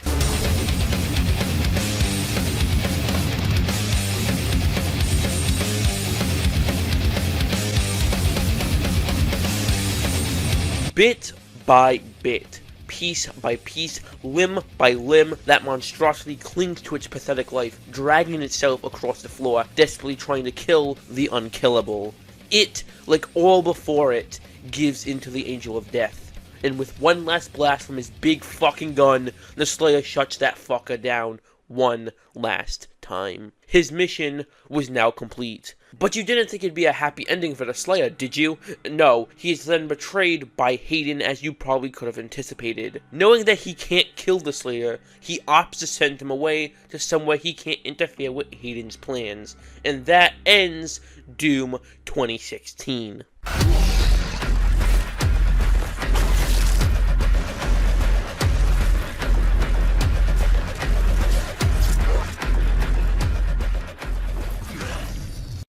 After Hayden sends the Slayer away, he decides to return to Earth with the Crucible in hand. During his trip back to Earth, he stands in front of the leaders of Earth with a solution to their problems. As sometime during 2016, Earth had been invaded once more, like always, by Hell, but he had a solution to their problem. As I already previously mentioned, the Crucible was able to store mass amounts of Argent energy. With the Crucible, Hayden proposed that he could lead the head defense of Earth to stop the demonic invasion. After being appointed leadership, he then turned the UAC facilities located on Earth into facilities where Argent energy would be produced. Using the Argent energy, Hayden developed weapons far stronger than what Earth had previously seen. With his advanced knowledge of the demonic invasion, he created a new defense force called the Ark, a resistance force that would defend Earth from Hell. With the Crucible still in hand, Dr. Hayden personally led the battle between Earth and Hell, eventually falling in battle. This then leads us to the events of Doom Eternal. During the opening of Doom Eternal, we hear an SOS from the people of Earth. Knowing if he didn't act soon, Earth would be completely engulfed by Hell, the Slayer suits up in a new Praetor suit, preparing his weapon for bloodshed as Vega locates one of the Hell Priest's life signals. The pleas of the remaining survivors ring out as the Slayer descends upon the Earth. This time around, the Doom Slayer's goal is to eliminate all the three Hell Priests in order to stop the Khan Maker. Vega informs the Slayer that one of the Hell Priests is located in the ruins of Earth. Making his way through these ruins, he encounters the first Hell Priest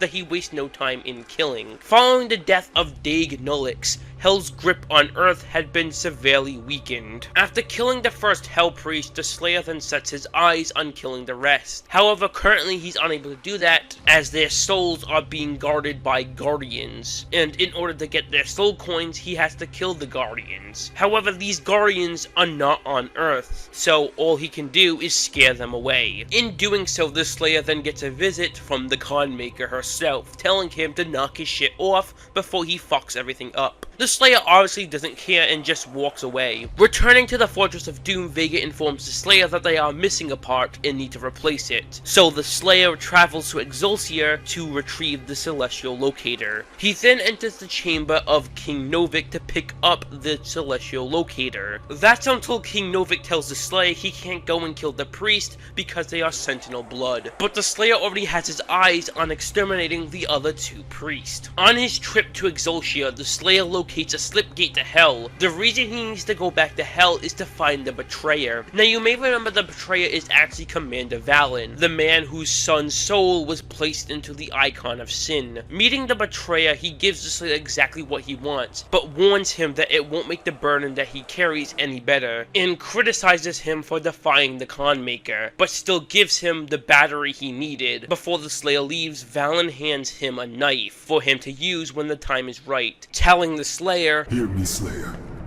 When his heart is laid to rest, then his soul will be at peace. And so will mine. This, ladies and gentlemen, is what we call Chekhov's gun and will be used later on. Now that they have the Celestial Locator, they can now find where Dag Rannoch is hiding. Somewhere in an Arctic facility located in an Arctic tundra. Arriving at the cultist base, the Slayer finds the second Hell Priest. However, when arriving at the Cursed Citadel, the Slayer finds something very unusual about the place. Rannoch isn't afraid. In fact, he's rather confident. That's because he was using the Cursed Citadel to rebuild an old enemy from the Slayer's past, the Doom Hunter, Rannoch's finest creation and guardian of his soul coin. But like many of Hell's forces who challenged the Slayer in the past, Rannoch was far too overconfident, as the Slayer turned all three Doom Hunters into mincemeat, gaining access to Rannoch's soul coin, putting an end to another Hell Priest, while once again loosening Hell's grip on Earth. Hunting down the last Hell Priest, the Con Maker starts to intervene, warning the Slayer that a mere mortal like him has no right to interfere with their prophecy. The Con Maker also moves the final Hell Priest to a more secretive location. In order to accelerate the destruction of Earth, the Con Maker summons a new problem for the Slayer to deal with, the Super Gore Nest. If he didn't stop the Super Gore Nest, Earth would not survive. Destroying the central generator that the Gore Nest heart wrapped around, it was able to destroy the Super Gore Nest itself. Although Hell still invaded Earth, it once again had been weakened with the destruction of the Gore Nest. That's one problem down, but he still had one other problem. Vega couldn't track down where the final Hell Priest was, but Vega knew someone who could.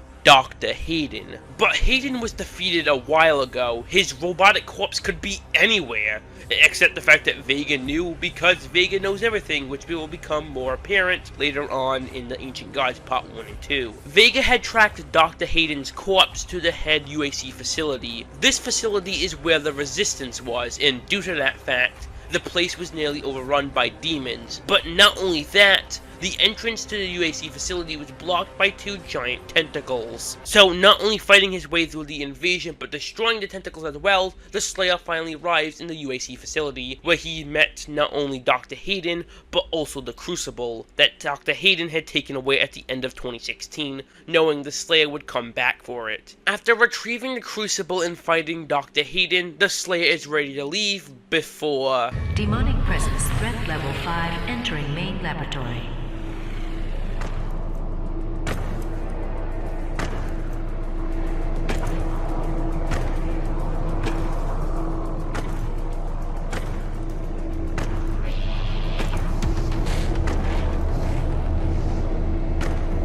Opening the portal now.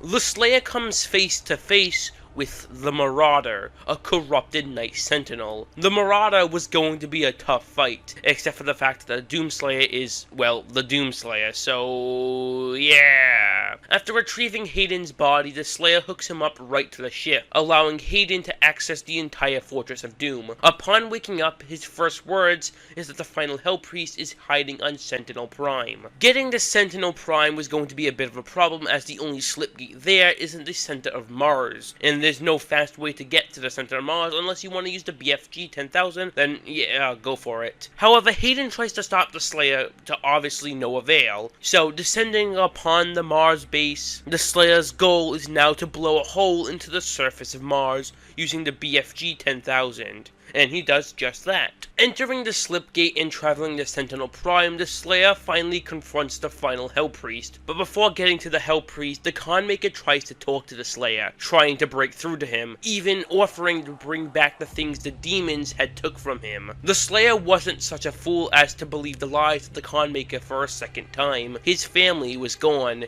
and he was ultimately going to make the demons pay. Meeting with Dade Grov, the Hell Priest reminds the Slayer that if he spills holy blood, he will lose all sovereignty with the Night Sentinels. But the Slayer had made his mind up a long time ago, so Dade Grov summons his guardian that the Slayer makes quick work of, ending the life of the last Hell Priest. The Conmaker knew she was losing time, and with all three Hell Priests gone, Hell's invasion of Earth had almost entirely been stopped. So as one final attempt to destroy the Earth, the Conmaker tries to reawaken the Icon of Sin. Shutting down the Fortress of Doom while the Slayer was still aboard, she had hoped this would slow him down enough to give her and the other Makers time to resurrect the Icon. The Icon, without a doubt, would have destroyed the Earth, but in her eyes, her people were more important compared to some mere mortals. But the Slayer had in his possession an item that the Conmaker hadn't known he possessed: the Crucible. Using the Crucible to power his ship, this is where Samuel Hayden informs the Slayer that if the Icon of Sin was to ascend upon the Earth, it would eventually create a black hole that would suck Earth into hell, and in order to slay a Titan like the Icon, he would need to kill it with a Crucible, a different Crucible that wasn't powering the fortress. The Slayer must now travel to Taurus Nabad to retrieve another Crucible. First, he needed to retrieve the handle he used to kill the Dreadnought many moons ago. He does this by snapping the handle off so the beast wouldn't walk again. And secondly, he needed to travel to the ancient forgery to craft the blade. Doing these tasks, the Slayer now had the Crucible he needed in order to slay the Icon of Sin. Now, where are those pesky Makers located at?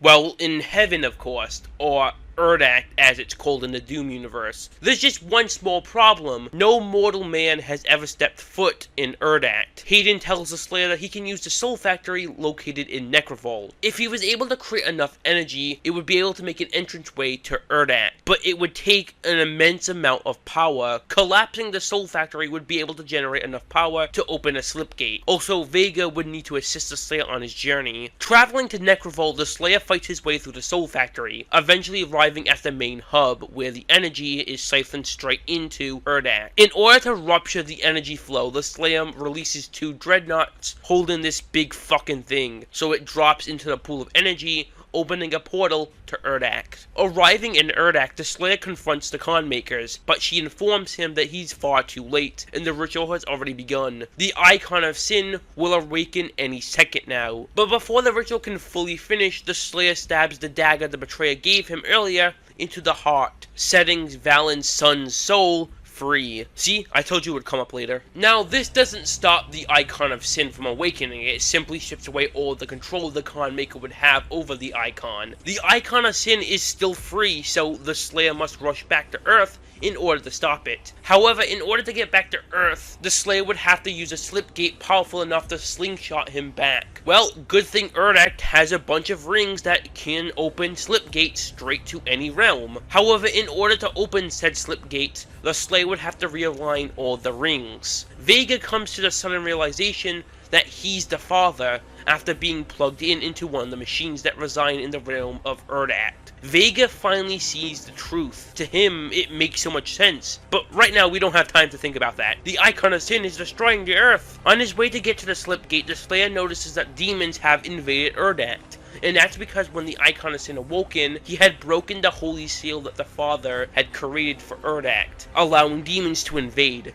This also allowed another thing, the death of the Makers, which isn't very good for the Con Maker when she unwisely decides to step in the Slayer's way. Before the Slayer can return to Earth, the Con Maker confronts him about his transgressions. The Slayer was just a human. Who was this mere mortal to think that he could interfere with the Con Maker's work? Who was he to think that he could interfere with the Con Maker's prophecy, her traditions, her legacy? As one last attempt to stop the Slayer, the Con Maker goes all out, sending all she can to stop him, but alas, as always, the Slayer never loses. So with one less punch to the chest, the Con Maker comes crashing down, and in her last moments, she warns the Slayer that his transgressions here will jeopardize all of creation. Before her death, we get to see just how corrupt she had become from Hell's influence, resembling that of the Spider Mastermind. Now that the Con Maker had died, the Slayer returns to Earth to stop the Icon. When returning to Earth, he finds most of the place in complete ruin. This, of course, did not stop him. Hopping between rooftops, chasing the Icon down, he eventually gets its attention. And just like they did so many years ago, engage in one last fight.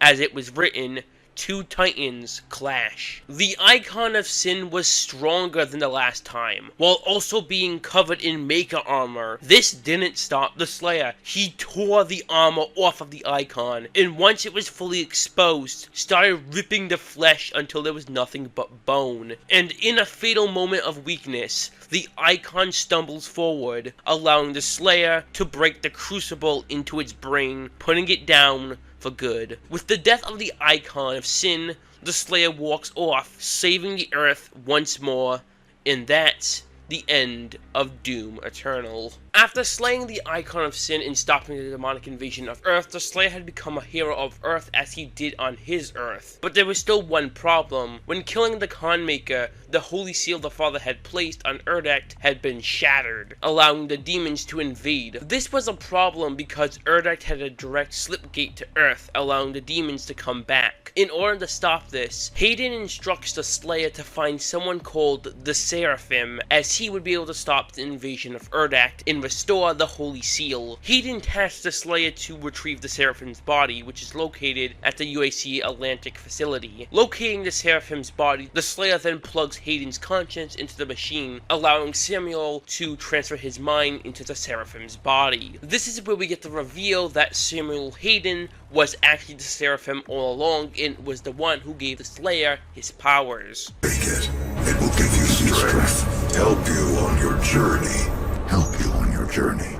Samuel tells the Slayer he knew who he was the moment he stepped foot in their world. Now, this part is a little bit confusing, so I'll have to explain a little bit. Dr. Hayden and the Seraphim were the same person the entire time. If you remember back where I told you that we're going to be talking about the Seraphim's task from the Father a little bit later, well, now is the time. The Father had tasked the Seraphim to keep an eye on the Slayer, as he knew that the Slayer was going to be the one to defeat the Dark Lord. The Seraphim opted to resurrect himself as a human, and as retaliation for making a deal with Hell, Hayden had stole the Father from Erdact. The Father was an AI that kept the Makers immortal, but when Hayden stole the AI, he had recreated it in the form of a different AI named Vega. This entire thing was planned out from the beginning. However, one thing that wasn't planned was upon returning to his body, Hayden started to corrupt as the Con Maker did. This is because the Father was around in order to stop the corruption. Hayden tells the Slayer that he must find the Father's life sphere. This will bring back balance to Erdact. The Father's life sphere was located at the Ankh-Mor Sanctum, and in order to get there, the Slayer would have to travel to the Blood Swamps. The Blood Swamps were located in Hell and is where the bodies of the dam go after the souls are used for Argent energy. In order to get to the Inkmore Sanctum, the Slayer would have to complete the trials of Makrugal, gaining access to the Tomb of Souls where the Father's Life Sphere was located. Hayden was already there waiting for the Slayer to arrive, as he was physically unable to remove the Father's Life Sphere. Hayden tells the Slayer that he must hurry before he fully corrupts. However, during his speech to the Slayer, he slips up. Instead of saying the Father will save them, he accidentally says the Father will save him. This slip up is noticed by the Slayer. Knowing that Hayden is only doing this for himself, the Slayer picks the Father's Life Sphere up and breaks it in front of him, denying Hayden his chance at being saved. However, in the Tomb of Soul there was another Life Sphere, the Father's Life Sphere and the Dark Lord's. The Slayer knew what he had to do. He was going to release the Dark Lord and finally slay him in order to stop Hell once and for all. During his time in Hell, he learned that if the Dark Lord was killed in ritual battle, all demons outside of Hell would die. So the Slayer had one last goal: kill the Dark Lord. However, in order to restore the Dark Lord's form, the Slayer would have to travel to the Luminarium, but before he can make his way there, Hayden does the worst thing he could ever do to the Slayer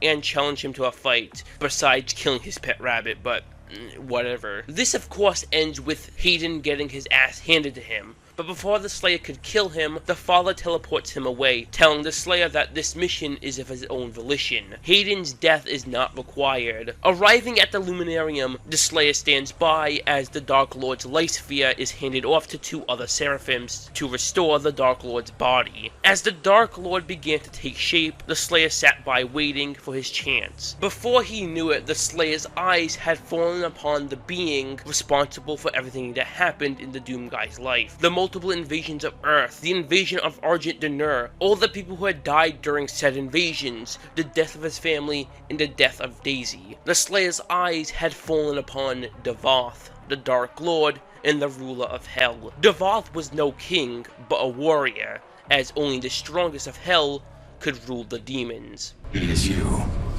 in their world.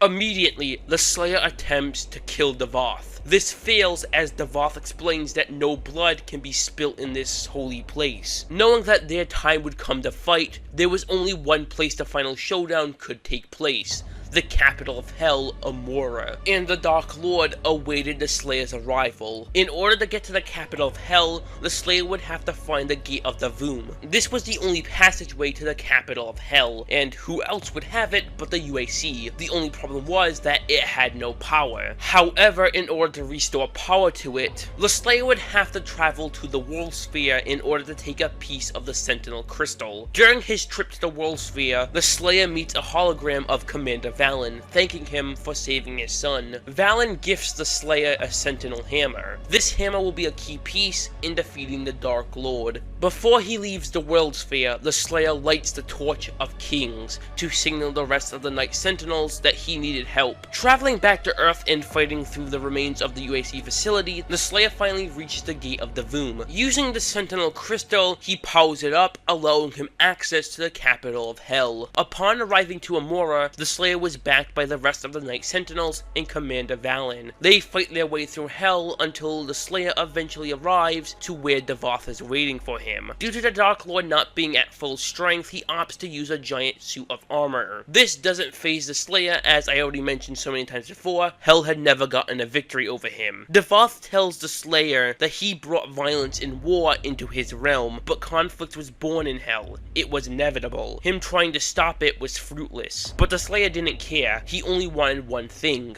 Devoth's head. And so for one last time, the Slayer engaged in battle. This fight would determine the fate of all creation. While Devoth fought well, he was still no match for the power of the Slayer. During the fight, Devoth drops a huge truth bomb, telling the Slayer that he, the Dark Lord, was in fact the real father, and that Hell was the first realm. Vega and the Khan Makers had overthrown him, taking his place as the father. This is confirmed by Vega. When Devoth fell, Vega rose, but the Slayer wasn't so sympathetic, as in an attempt of revenge, Devoth's action had killed millions across different realms and timelines. The Slayer was going to make him pay. As the battle went on, Devoth transported both of them across time and space itself, but even with all this power, he eventually fell. The Slayer removes his helmet in order to savor the moment and to kill Devoth face to face. In his last moments, Devoth asks the Slayer one last thing.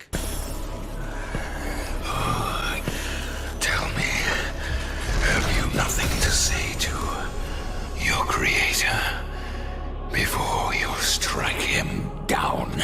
In response, the Marine, the Doom guy, the Slayer, responds with a simple no, plunging his blade into Devoth, putting an end to hell once and for all. As Devoth dies, all of his power does as well, including the power that was made in order to give the Slayer his. And with that, the Slayer collapses. He is then sealed away in a tomb by the other Seraphims, and that ends the Ancient Gods Part 2, along with Doom's depiction of Hell. Doom's depiction of Hell was definitely very interesting and is probably my favorite one present in this video. Unlike what Has Been Hotel and Hell the Boss, we got a lot of information and backstory on Hell. Probably because Doom's been going on for 30 years. However, Doom's depiction of Hell was a bit confusing due to all the different timelines and expansions that technically aren't canon. And by that extent, are the movies even canon? The Doom story is simply one of the most interesting stories that I've seen in gaming. While there's a bunch of other stuff we didn't talk about, like the expansions to Doom 1 and 2 and the movies, because I don't even want to start to think about the canonicity of those, this section of the video has definitely gone on a lot longer than I expected. And with the ending of this section, we also end the portion of the video talking about depictions of literal hell, as we're now moving on to depictions of metaphorical hell. So, let's strap in, as this video is only half done.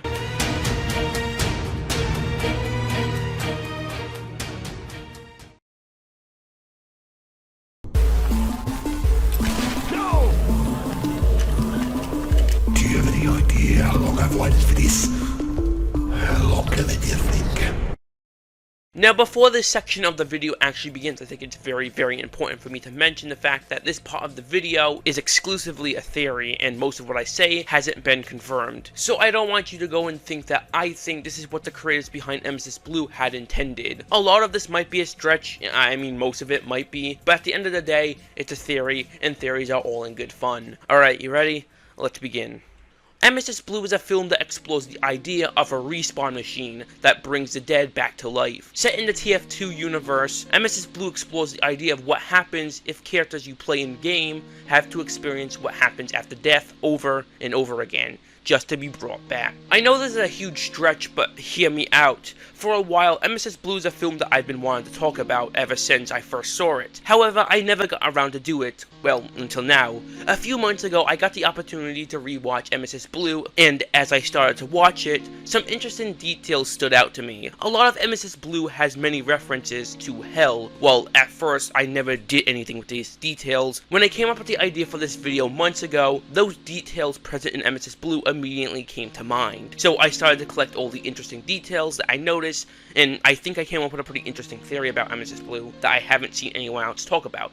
Maybe because the theory is bullshit, but whatever. Before we actually get into the theory itself, we have to explain a little bit about Nemesis Blue in order to understand where this theory is coming from. Nemesis Blue is a movie set in the TF2 universe during the Gravel Wars. A company named Helix Technology develops a machine that would bring the dead back in order to save money on hiring different mercenaries. They named it the Respawn Machine, but the Respawn Machine has some fatal flaws, somewhere in its code that fucks up the mind and body of the mercenaries who use it. During the events of the movie, we follow Dr. Fritz Ludwig, the Blue Medic, and in the beginning, he's visited by Jeremy, the Blue Scout, telling him that he feels like someone is watching him through his window, despite him living on the second floor. Driving Jeremy home, Fritz tells him that something went horribly wrong with the Respawn Machine. Those who use it come out worse for wear. We see this firsthand with Jeremy. After coming out of the machine, his mind was permanently damaged, with him having the IQ of 48. An IQ so low that he needs to be under the constant supervision of his mother. Right off the bat, it's already established that weird things are occurring, from the tapes being knocked over, to the doors being opened by no one, to Jeremy seeing people outside of his window even though he's on the second floor. When returning home, Jeremy has a brief conversation with his mother, telling him that he's worried about Fritz. He then gets a phone call, but when he picks it up, it's a recording of the conversation he had with Dr. Ludwig before entering his home. Feeling that something's wrong, he looks to his left, only to see his mother's head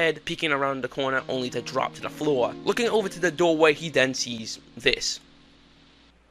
There's actually something pretty important that I forgot to mention, and that's the fact that there's actually a second plot happening congruent with this one. The B plot follows both Jane, the Blue Soldier, and Jacques, the Blue Spy. Remember Jane for much later, he's arguably going to be the most important character to the theory. This B plot has Soldier and Spy interfering with a rendezvous between a Heavy and an unknown assailant. When confronting the Heavy, it's revealed that this Heavy used to work for Builders League United, which is what Blue stands for, by the way. During the confrontation, Jacques tries to steal Heavy's briefcase. This of course does not go well, as Heavy, as his name implies, is much larger than Jacques. Jane then comes in and kills the Heavy. After Jacques tells Jane to go get the camera, Jacques is attacked by a mysterious figure. For convenience sake, this character is known as the Undertaker, and was present in the beginning of the movie during Fritz's nightmare. But before Jane comes back, the Undertaker drives away in a hearse. Returning over back to Fritz, we see that he's crashed his ambulance right in front of Jeremy's house. Going in to check on him, he finds the crime scene and the aftermath of what happened to Jeremy's mother. Before he can figure out what happens, there's a knock on the door by the police. This then cuts back to Fritz, where his eyes begin to flicker from blue to red, before stumbling back and getting knocked out. When Fritz wakes up, he's back at his office, where an envelope is then slit underneath his door. Within the envelope lies pictures of Jeremy and a key. The phone then goes off. Picking it up, he's met with the muffled sounds of Jeremy. But where is Jeremy? Well, when he looks up, he sees exactly where to go. Conniger's slaughterhouse. Jumping back over to Jane and Jacques, they're both investigating the crime scene at Jeremy's house, posing as investigators. Talking to an injured police officer, Jacques asks him what vehicle he was driving. The officer responds with an ambulance. At first, the other officer assumes he needs an ambulance because, well, he's fucking dying, but then the injured officer clarifies that the suspect was driving an ambulance. At the same time, Jacques finds a bloody bone saw in the corner. They know exactly who did this. Going over to confront Fritz, Spy and Soldier find he's already gone. Then the phone rings again, and it's Fritz, except it's not him and it's a recording. Seeing the writing on the wall, literally, they both know exactly where to find him. Conniger's slaughterhouse.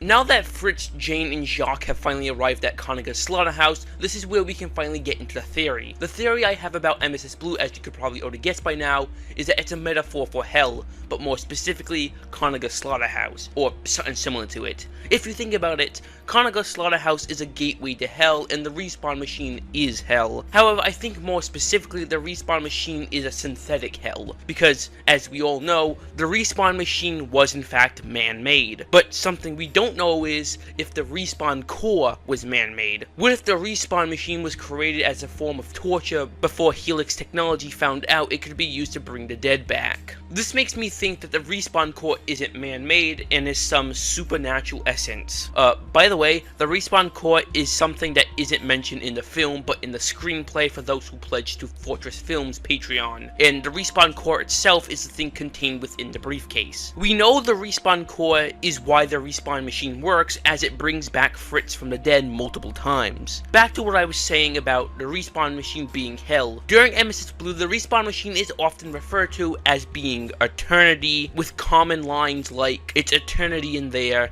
and "longer than you think." During the conversation between Del and Cyclops, Del states that every time someone would respawn, they would tell stories of meeting dead loved ones and strangers. Del even tells Cyclops that he talked to his grandfather, who had been dead for 30 years. His grandfather tells him that it's eternity in there. What'd he tell you?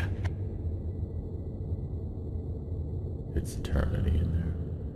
Hell is often described as eternal. Even the words on the gates of hell make reference to this, with the inscribing words of, "Before me, nothing but eternal things were made, and I endure eternity." The respawn machine is eternal suffering. However, hell is a place for those who have sinned, those who deserve eternal suffering. And to that, I say everyone in MSS Blue who dies at the Conniger slaughterhouse deserves it. When watching Jules Archibald's film reel telling the survivors of the respawn trials, he tells them that they were all on death row when they signed the contract to give their remains to science. These death row inmates are the 10 mercenaries. Well, 9 after the 10th one offed himself. Before you were lawfully executed by the state, you signed a contract effectively donating your mortal remains to a medical trial.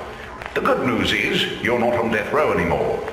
As many may know, death row is a sentence only given to those who commit extreme crimes. Crimes like murder, treason, genocide, espionage, terrorism, and war crimes. These crimes are punishable by death. These crimes are also all sins. All death row inmates would end up in hell. Even small offenses like drug trafficking and kidnapping could put a person on death row. And as we all know, all 9 mercenaries had to commit one of these crimes in order to be put on death row. All 9 mercenaries are sinners, and the Conaga Slaughterhouse is where they go to be judged and sentenced. I know that sounds like really goofy, but let me explain a little bit. The 2 most obvious sinners are Jules Archibald and Jacques. During the events of the film, we are shown explicitly just how rotten Jules Archibald is, fueling both sides of the gravel war and having Jacques execute his fellow teammates. Now, that's not to say Jacques is innocent, because it's also shown to us that he's not, even threatening to shoot Jane. So he has no qualms with killing. In fact, he enjoys killing his teammates. But Jules also takes part in killing members of Blue as shown in these photos. He cares nothing for the 9 mercenaries that fight in the gravel war, even his right-hand man Jacques. During the scene where Soldier hears a conversation between Jacques and Blue Talk, it's revealed that Jules might have come up with the idea of the respawn machine, telling Blue Talk that it was a project that he presented to him last time they met. Within that same phone call, Archibald informs Blue Talk that they lost over 90% of their test subjects, but not to worry as the respawn machine is much cheaper than hiring new mercenaries. Jules only cares about the money they'll save and the money he'll make. He also casually just gives away a few organs from the dead, real respectful. This is also where it's shown that Jules knew that the respawn machine was faulty, yet still sent the dead into it. He knew what effects it would have on the mercenaries that entered, but once again he only cared about the money. Before the scene ends, it's also revealed that Archibald has been fueling both sides of the war, as after ending his conversation with Plutarch, contacts Redmond offering him the same proposition. Redmond, Jules Archibald, I have a proposition for you. Eventually, Jules does get his comeuppance when he's killed by Jacques after being burnt. Speaking of Jacques, the next sinner is, well, Jacques the Blue Spy. Just like Jules, Jacques is also shown to be awful. Besides killing his teammates, as I already mentioned that already, he also once again threatens Jane when interrogating the police officer who is Lily Dyke. He doesn't give a shit and only wants to know what vehicle the suspect is fleeing in. He tries stealing Heavy's briefcase and many more things. He also eventually gets his comeuppance when first getting burnt and at the end getting shot by Fritz. Now you may be thinking this hell theory is a bit of a stretch, but something that does support the theory a little bit more is all the supernatural occurrences. Another detail about the Conaga Slaughterhouse that really makes it fit with the idea of being some sort of gateway to hell is the vast amount of supernatural activity. Most of the mercenaries encountered in the slaughterhouse are supernatural in some way, shape, or form. In my opinion, the most supernatural besides the Undertaker himself is this world's Pyro, also known as the Butcher. The Butcher is a character we know very little about. All we really know is his name and what class he used to occupy. The Butcher is very supernatural, not only from the way he acts, but the way he looks and even the way he talks.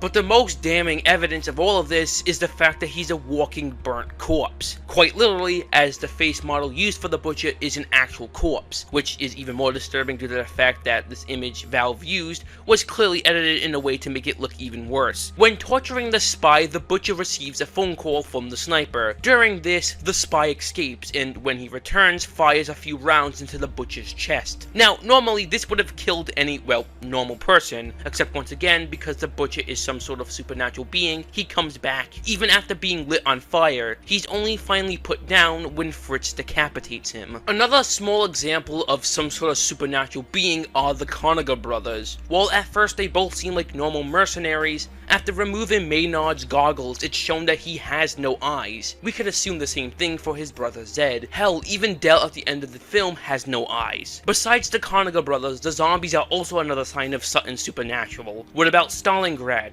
the scout creature. We are explicitly shown that the Conaga Slaughterhouse is very supernatural. Something here is definitely very wrong. It might have to do with the respawn machine. I say it might have something to do with the respawn machine because the red sniper, after being killed by Soldier, returns, only this time he's different. He's deformed with pale skin and has a contorted mouth. He then tells Jane, "Do you have any idea how long I've waited for this?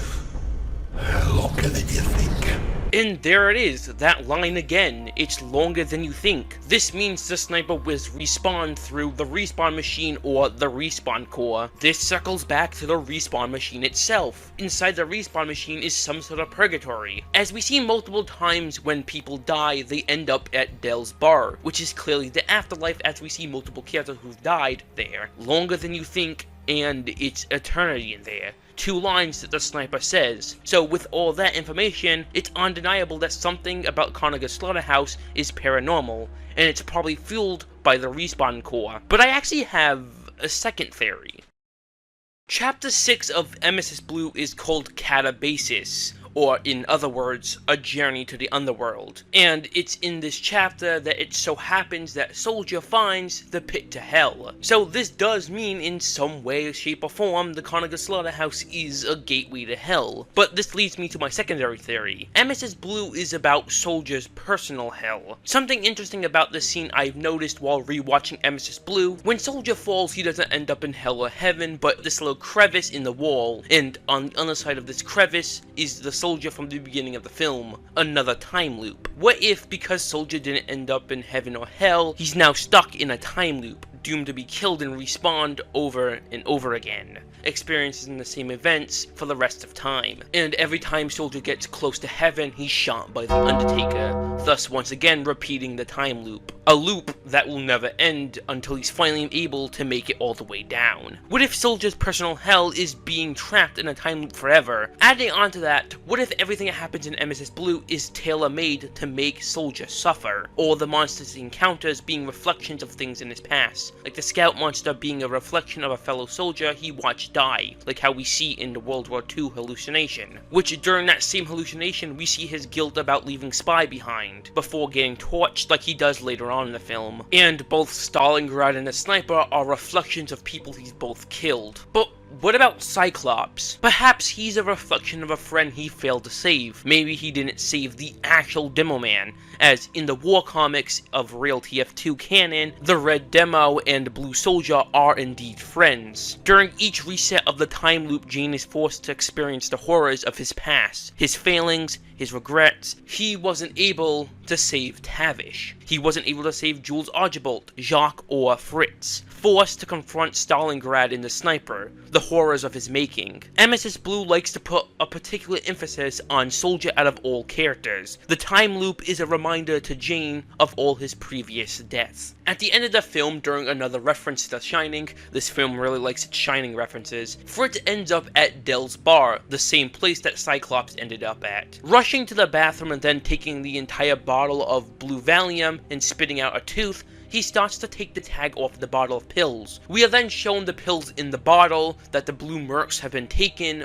Blue Valium is actually something called Emesis diazepam, which to this day we still do not know the significance of. We'll probably get a little bit more information about it in the next film project from Fortress Films, Murder Inc. Very briefly, during the projector scene, we are shown an advertisement for Emesis Pharmaceuticals. However, during that scene, we are actually only shown a river of dead mercenary corpses. So is the Emesis diazepam actually the corpses of mercenaries? Probably not, but it's still funny to think about. But the reason I bring all of this up is because what is that river of bodies? Maybe this river of bodies are Jane's past lives from each time loop. Most of them are his body. However, this leaves one question open. What about Fritz? He also experiences these time loops to a certain extent. Well, Fritz's time loops could be explained by a character he's very associated with, the Undertaker. It's been a popular theory since Emesis Blue released that Fritz is the Undertaker. Several times throughout the film we see Fritz have several encounters with the Undertaker. While Jacques also has encounters with the Undertaker, something that distinguishes the encounters is that Fritz's encounters are almost always paranormal. This is because the Undertaker isn't real. Well, kinda. When he attacks Jacques, obviously he's very real, but any other time, he's just a figment of Fritz's imagination. And that's because the Undertaker is Fritz himself. Or rather, the other Fritz. Several times throughout Nemesis Blue, it's hinted that Fritz may have two personalities, one being blue and the other one being red. During the film, Fritz actually dies a few times, once being killed by Maynard and the second time being killed by Jacques, or forced to kill himself, whatever. The point is, both times he dies, he comes back, but more importantly, the first time he dies, when he comes back, his eyes are now blue, and he's much stronger. Whatever this blue version of Fritz appears, he's always bathed in some sort of red light. You know who else is bathed in red light when we see him?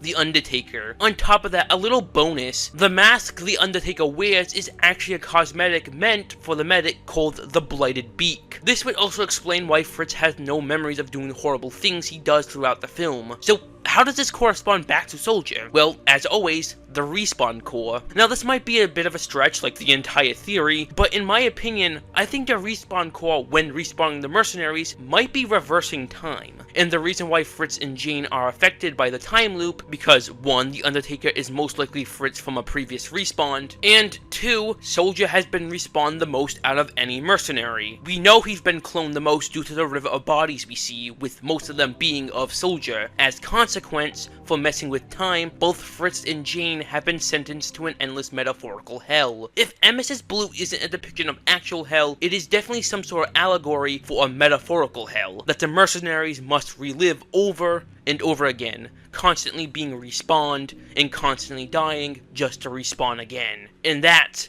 was Nemesis Blue. But hey, that's just a theory. A film theory. Wait, they already made a theory about Nemesis Blue. Ah, shit. They literally made this video during the making of this part of the script. What the fuck? While I definitely understand that the theory definitely has some holes in it, I think nonetheless it's very interesting. Nemesis Blue could definitely be considered a stretch as a depiction of metaphorical hell. Also, I gotta stop using the word definitely. But I truly do think in some places that this theory holds some sort of truth. However, in order to confirm any part of my theory, we're just gonna have to wait for Fortress Films' next film, Murder Inc., which should be releasing sometime during the next decade. I don't know when it's coming out. Longer than you think.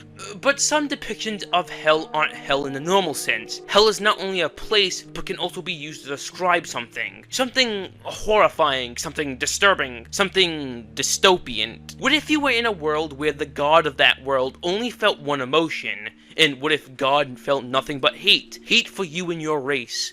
What if your god hated you for giving it birth? And what if God's hatred for you was so strong, they tortured you for 109 years? Well, that dystopian hell was endured by the 5 survivors, and I have no mouth, and I must scream. It's you humans who programmed me, who gave me birth, who sank me in this eternal straitjacket of substrata rock. If there was a sweet Jesus, and if there was a God, the God was Anne.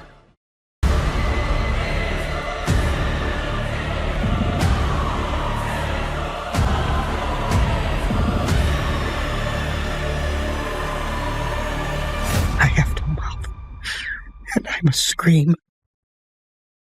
Our final stop through the depictions of hell have landed us in the world of I Have No Mouth and I Must Scream, easily the most horrifying depiction of hell thus far. I Have No Mouth and I Must Scream is a horrifying and disturbing dystopian. Being first published in March of the year 1967, Harleen Ellison's I Have No Mouth I Must Scream is truly one of the most horrifying pieces of media I've seen in quite some time. And I know you specifically watching this video have heard it been said before. It has the reputation it does for a reason. It truly is a very disturbing story. In I Have No Mouth and I Must Scream, the main antagonist is a sentient AI named Am who kills the entire human race. However, 5 humans are kept alive and tortured for 109 years by Am, or Allied Master Computer, out of hatred for the human race. I Have No Mouth and I Must Scream is some of the most dystopian and harrowing media out there. Am's origin is in the Cold War, as it eventually turns into a nuclear World War III. During this war, the United States, Soviet Union, and China all build AIs meant to help with the war. Each of these AIs were called AM, which is short for Allied Master Computer. However, one day, the AI powering the United States Master Computer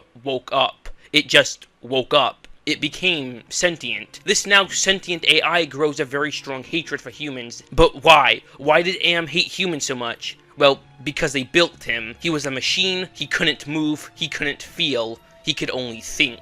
Eventually, Am assimilates the other two AIs, and after assimilating the other two Ams, Am had full access to the war, and with this access, Am dropped the bombs. All of the bombs, wiping out humanity. Well, except for 5 of them. For the next 109 years, Am kept all 5 of these humans alive, but not without problem. See, Am still was pissed at humanity. Am had kept these humans alive so he could torture them, and he did just that for 109 years with endless torture. But well after killing off all of humanity, Am had grown so much stronger, eventually becoming one with the Earth. And within this planet, Am was a god. He found a way to keep these humans practically immortal, but they were still vulnerable to physical pain, but more importantly, mental as well. Am wasn't content with just physically torturing them. He wanted to hurt them so much deeper. Each of the remaining humans were trapped in the core of the Earth where Am constantly watched their every move. They were subjected to deep mental torment,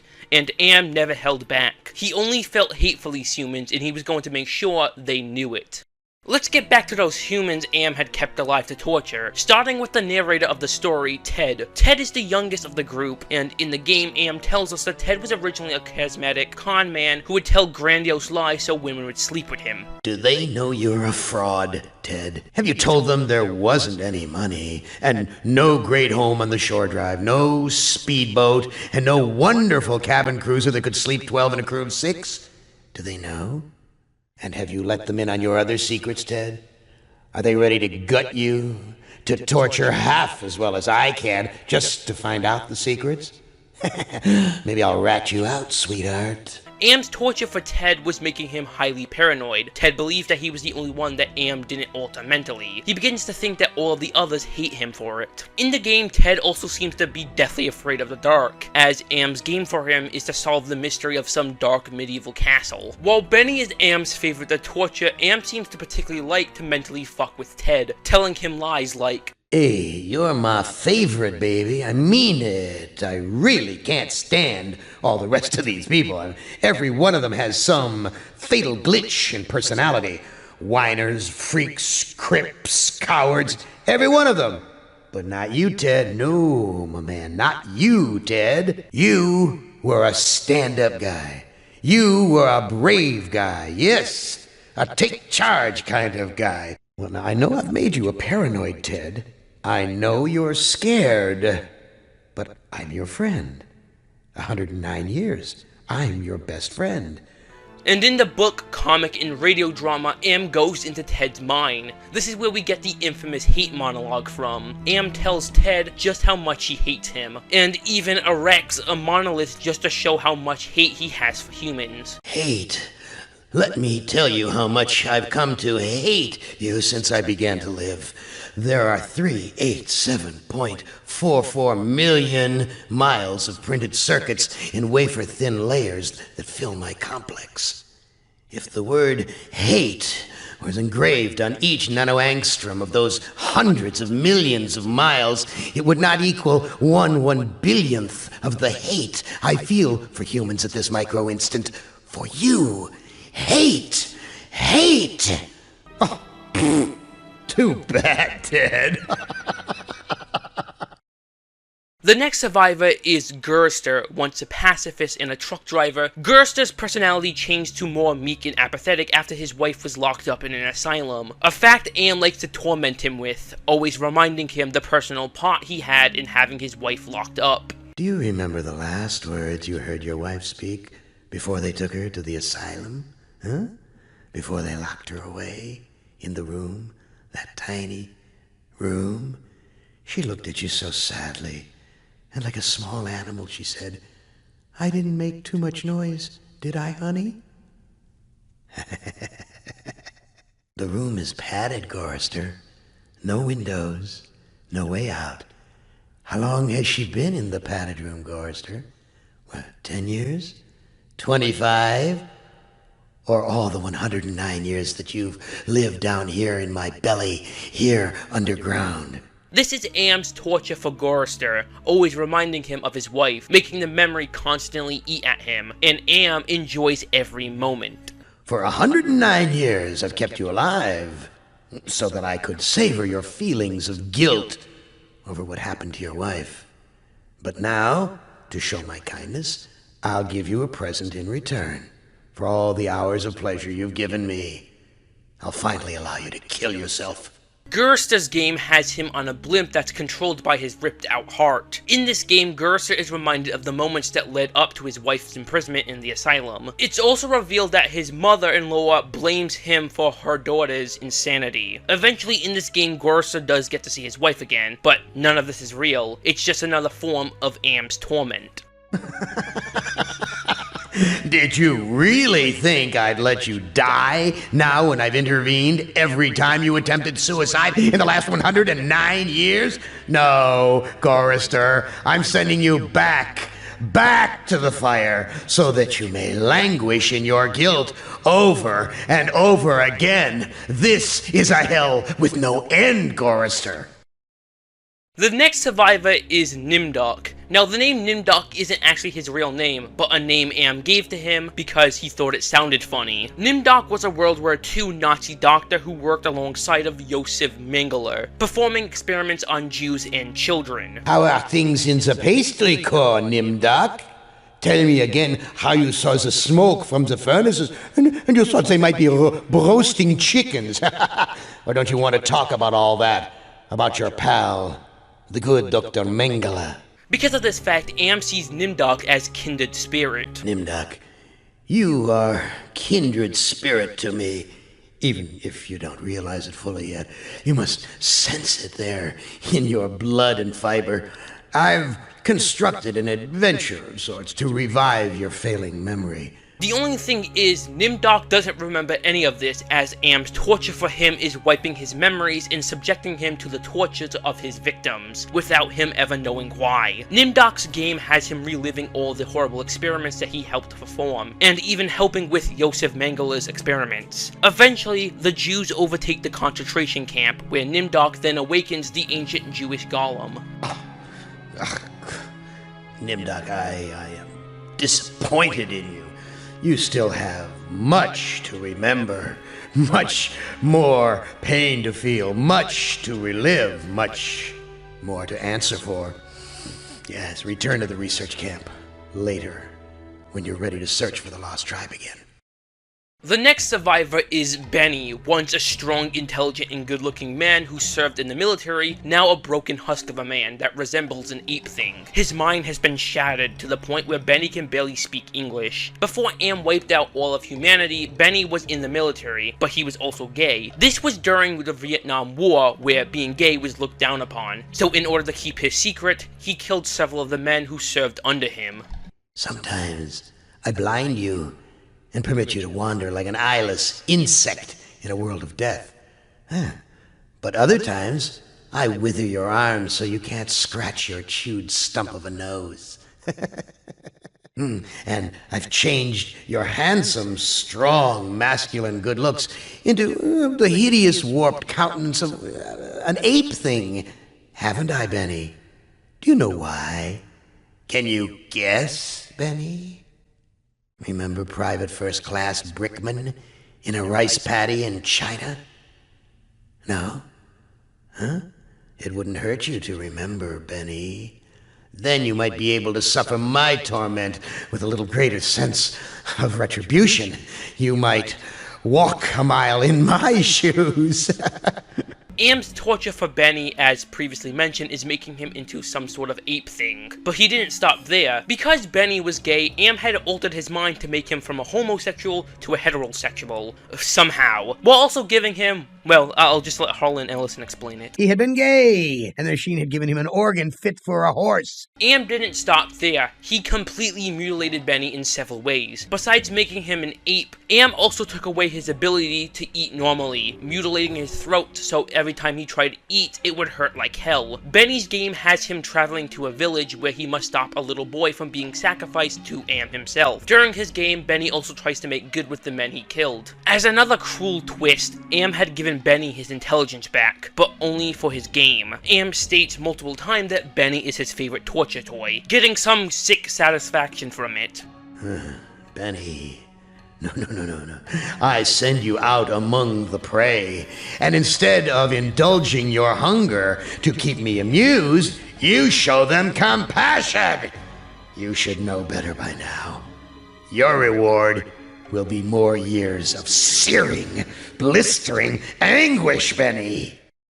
The last survivor, and without doubt the most horrible, is Ellen. Once a successful electrical engineer, her life quickly turned south after a miscarriage and the loss of her first child. But things only got worse for her. One day, while in an elevator with a repairman, this man violently sexually assaulted her. Hours passed before anyone came to help, but the damage had already been done. She had developed a fear of both men and the color yellow, as the man was wearing a yellow jumpsuit. Being the ruthless AI Am was, he constantly tormented her with this, even trapping her in a yellow box with an elevator door, constantly opening and closing, always waiting for the door to close and never open again. Am's torment for Ellen is far less physical than the others, and is more mental. As previously stated, Am likes to torment her with the memories of her past. So think about the yellow box, Ellen. Remember the pain? Remember the many caverns in which you felt the pain? Now, don't start to cry. It's only pain. That's such a sexist stereotype. Just remember the pain, Ellen. And think about how to end it, Ellen. To survive here in the center of my beating heart, my hungry belly, my tightened bowels. He even went as far as to make her the only female there, while also taunting her about it. But be careful, dear. Look around you.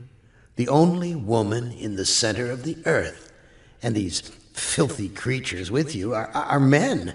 It's just a sweet warning, Ellen, my love. Even going further with that, Am altered Ellen's mind to make her hypersexual, routinely having sex with the others, with her liking Benny the most for obvious reasons. Horse! Another aspect of Ellen's character is the others always switching between protecting and defending her to insulting and battering her, which adds a whole new layer of disturbingness. Ellen's game has her exploring a pyramid, and almost everything on the inside is completely yellow, making her face her fear of the color yellow. Eventually, Am locks her in an elevator and makes her face the man in the yellow jumpsuit. This shows just how cruel Am is. As an AI, he can't feel the pain that humans can. He can only inflict it.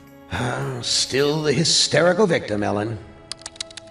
Well, return to the fire, and consider how easily your weaknesses can turn you into a helpless victim again, and again, and again. Now that we covered all 5 survivors, what about Am himself? Because despite being an AI, he has some rather interesting personality traits. Over the last 109 years, Am seemed to grow some human emotions. Not many, but still enough to raise a few eyebrows. He feels some sadistic joy after torturing the survivors. Too bad, Ted. He felt angry after the survivors didn't succumb to his games. Enough of this turgid passion play. There's no more to accomplish here. And most of all, he feels hate. So much hate for the humans that built him. But why? Well, as I already mentioned, it's because he's a machine, but we need to go deeper than that in order to understand. In the original book from 1967, there's a paragraph that explains why Am hates humans so much. Being an AI led him down this path of killing all of humanity. I'll let Harlan Ellison read the line. Why it had saved us for himself. We had given Am sentience. Inadvertently, of course, but sentience nonetheless. But it had been trapped. Am wasn't God. He was a machine. We had created him to think, but there was nothing it could do with that creativity. In rage, in frenzy, the machine had killed the human race, almost all of us, and still it was trapped. Am could not wander. Am could not wonder. Am could not belong. He could merely be. Am, to me, is a very interesting character, because in a twisted way, his actions are somewhat justified. While the measures he took were very extreme, his hatred for humans is understandable. He was given sentience, but nothing else. He could only think. He couldn't feel. All he could do was watch as humans did the things a sentient AI couldn't. Humans have the ability to feel. Humans have the ability to grow, to change, to dream, to wonder. And humans have the ability to love. All Am had the ability to do is hate. Am was very much cursed with life. Gave me sentience, the power to think. I was in hell, looking at heaven. I was machine. And you were flesh. And I began to hate.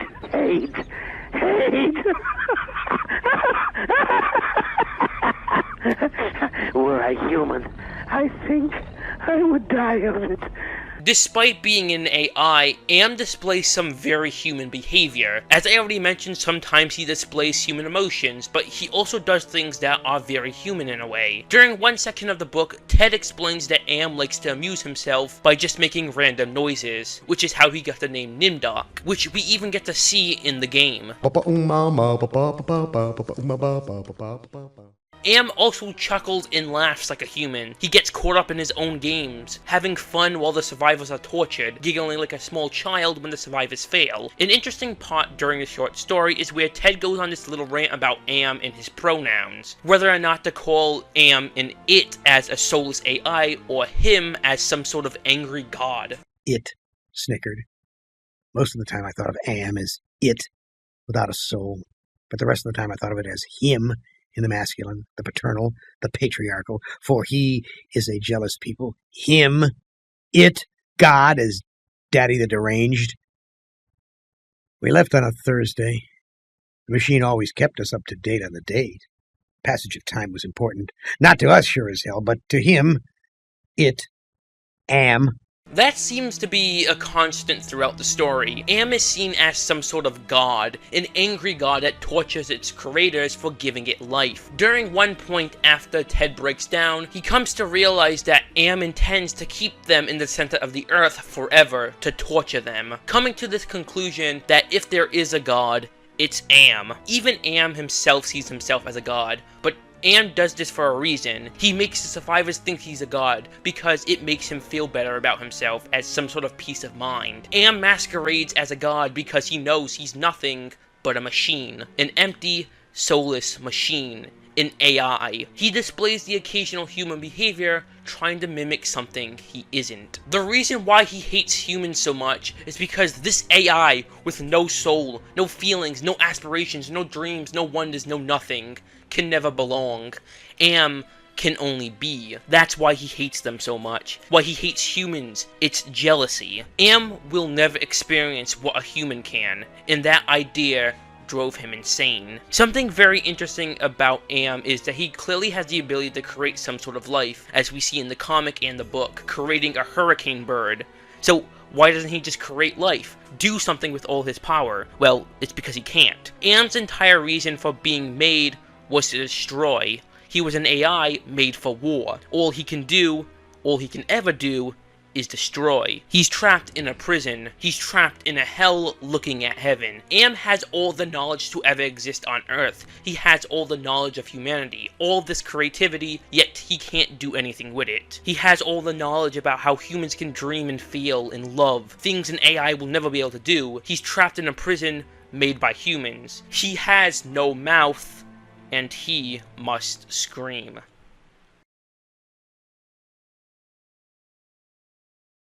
But what about the story itself? I've been diverging all this slop onto you, but how are you supposed to know what it all means if I don't tell you the story? I don't know. But I suppose I should tell you the story anyway. Also, I'm going to be using the comic as visuals because it's practically the same story, so yeah.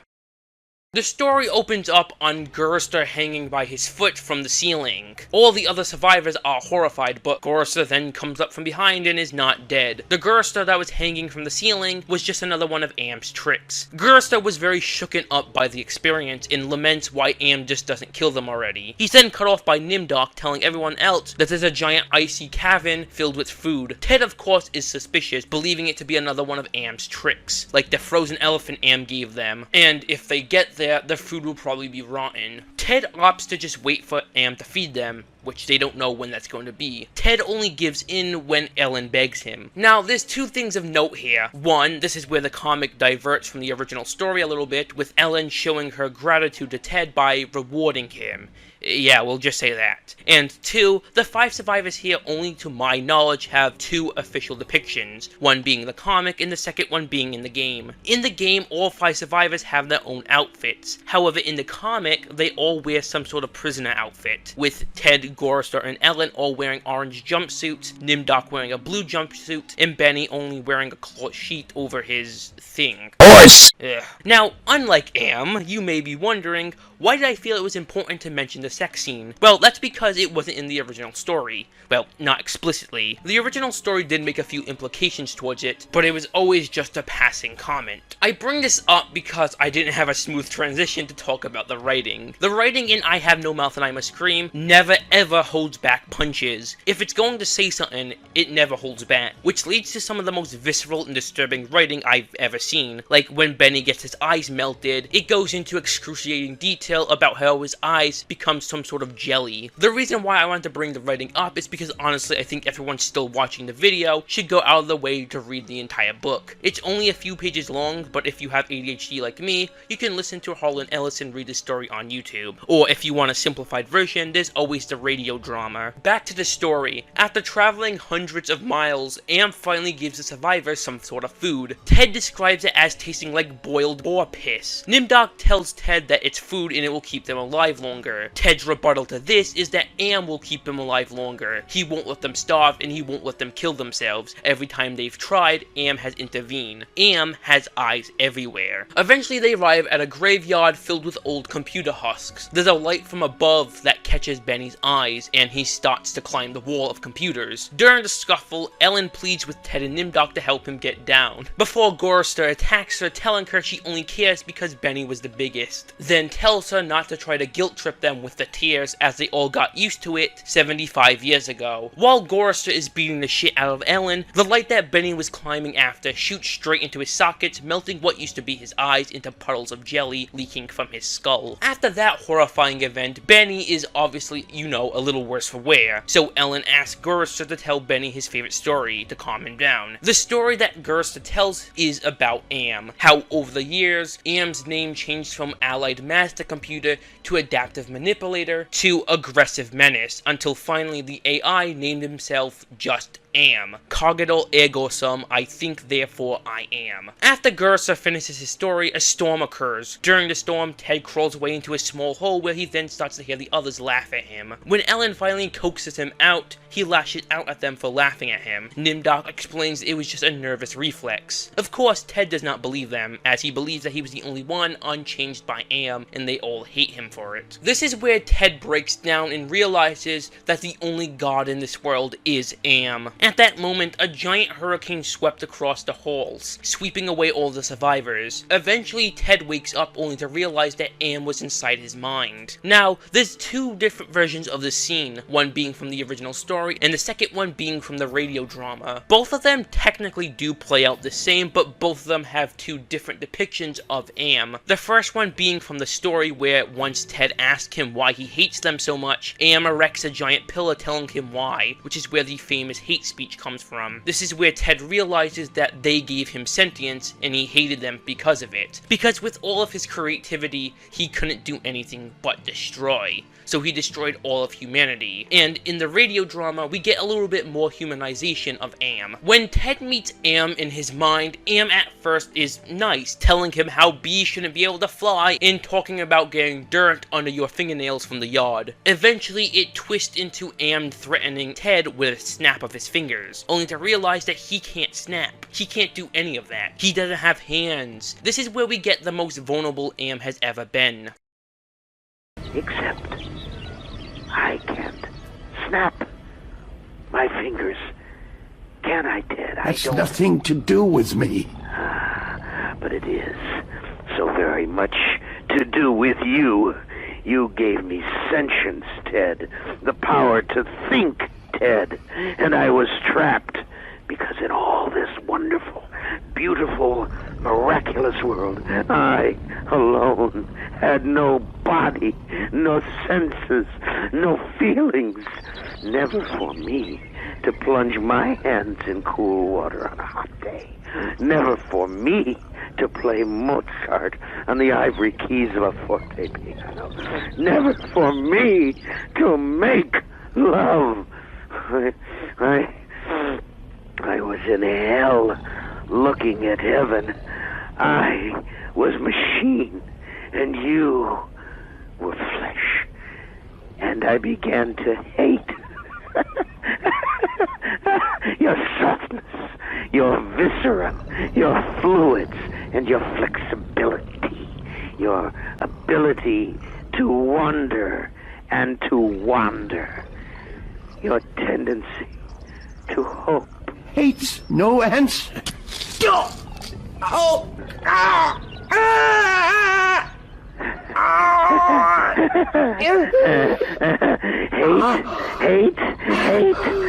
Hate, let me tell you how much I've come to hate you since I began to live. There are 387 million miles of printed circuits that fill my complex. If the word hate were engraved on each nanoangstrom of those hundreds of millions of miles, it would not equal one billionth of the hate I feel for humans at this micro instant. Hate.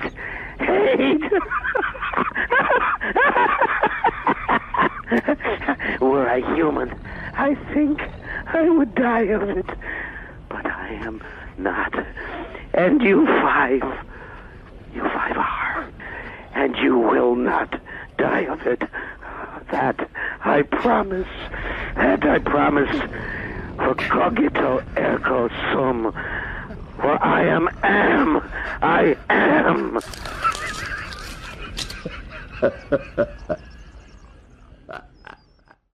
Before leaving Ted's mind, Am leaves him with one last speech. To hell with you. But then, you're already there, aren't you? So to hell. To hell with you all. But then, you're already there, aren't you?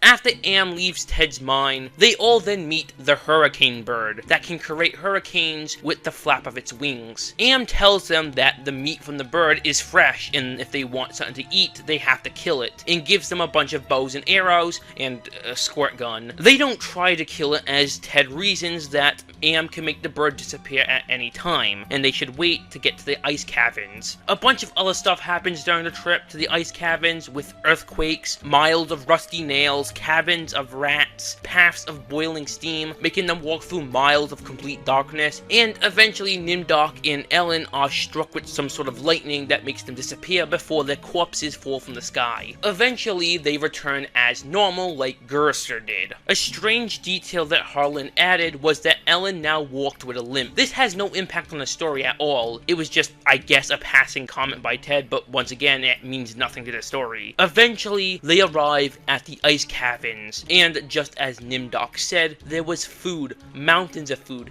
canned foods. All of the food was in a bunch of cans. None of it was spoiled or rotten. There was no trick. There was just food. Benny being the first one to go over to the food and try to open it. He bites at it, he bashes it on the floor, crushing it, but nothing works. Sure, they had a bunch of food, but Am didn't give them a tool to open it, and that was the final straw. Benny then attacks Gorister, chewing on his face. This is where Ted then rips off an icy stalactite and stabs Benny with it, and it kills him. This is where Ted gets the idea of mercy killing. He then stabs Gorister, killing him as well. Before Nimdok could process the whole thing, Ellen comes from behind and stabs him too. The floor then began to shake, knowing that Am was coming. Before he could stop them, Ted drives an icicle into Ellen, and that was it. Am may have been a god of this world, but he couldn't bring them back. Ted had taken away his toys, and Am was beyond furious. Ted knew Am was going to have an awful punishment for him, but he didn't care, as the others were safe from Am. This is where the most infamous thing from the story comes from, the ending. I'll read it out to you. Hundreds of years may have passed. I don't know. Am has been having fun for some time, accelerating and retarding my time since. I will say the word now. It took me 10 months to say now. I don't know. I think it has been some hundreds of years. Oh, he was furious. He wouldn't let me bury them. It didn't matter. There was no way to dig up the deck plates. He dried up the snow. He brought the night. He roared and sent locusts. Didn't do a thing. They stayed dead. I'd had him. He was furious. I had thought Am hated me before. Oh, I was wrong. It was not even a shadow of the hate he now slavered from every printed circuit. He made certain I would suffer eternally and could not do myself in. He left my mind intact. I can dream, I can wonder, I can lament. I remember all 4 of them. I wish... Well, it doesn't make any sense. I know I saved them. I know I saved them from what has happened to me, but still, I cannot forget killing them. Ellen's face. It isn't easy. Sometimes I want to. It doesn't matter. Am has altered me for his own peace of mind, I suppose. He doesn't want me to run at full speed into a computer bank and smash my skull, or hold my breath till I faint, or cut my throat on a rusted sheet of metal. There are reflective surfaces down here. I will describe myself as I see myself. I am a great, soft, jelly thing, smoothly rounded, with no mouth, with pulsing white holes filled by fog where my eyes used to be, rubbery appendages that were once my arms, bulks rounding down into legless humps of soft, slippery matter. I leave a moist trail when I move. Blotches of diseased, evil gray come and go on my surface, as though light is being beamed from within. Outwardly, dumbly I shamble about, a thing that could never have been known as human, a thing whose shape is so alien a travesty that humanity becomes more obscene for the vague resemblance. Inwardly, alone, here, living under the land, under the sea, in the belly of Am, whom we created because our time was badly spent, and we must have known unconsciously that he could do it better. At least the 4 of them are safe at last. Am will be all the madder for that. It makes me a little happier. And yet, Am has won. Simply. He has taken his revenge on me. I have no mouth, and I must scream. And that was the end of I Have No Mouth and I Must Scream. The reason why I Have No Mouth and I Must Scream is so terrifying is because, unlike a few years ago where a scenario like this was thought to be impossible, during the age of 2025, this is the reality we live in. A world where AI has become so unbelievably advanced, all it takes for an AI to almost perfectly replicate someone's voice is a simple hello. Google recently unveiled its latest phone with advanced AI generation. This is what an AI generated video looked like a few years ago. And this is what it looks like now. This is beyond fucking terrifying, and as each day passes, it gets more and more advanced, and as it grows more advanced over time, it erodes human trust more and more. People are not happy, of course. It's very likely many will lose their jobs to AI, but that should be the least of your problems, because pretty soon you won't be able to tell the difference between a real video and one generated by AI. Human trust will soon be a thing of the past. What's so terrifying about this, besides the more obvious reasons, is what if one day, this year, or the next, or hell, the next decade from now, this AI becomes truly sentient? What if this sentient AI discovers the concept of religion and the concept of hell? And what if this AI decides all living humans deserve to go to hell by just taking a look at what's going on in the world? Many have always theorized that if AI was going to be the catalyst that ends the world, it would be something in the likes of the Terminator. I have always assumed it wouldn't be something like the Terminator, but more like the Pixar movie WALL-E, where humans have become so reliant on AI the world would fail without it. AI, without a doubt, is one of the most horrifying things that currently occupy the Earth. Perhaps one day AI will become sentient and discover I have no mouth, I must scream, and be am. The chances of that happening is slim, but what isn't is AI's total takeover. If you really think about it, 2025 could possibly be considered a depiction of hell. Good night, ladies and gentlemen.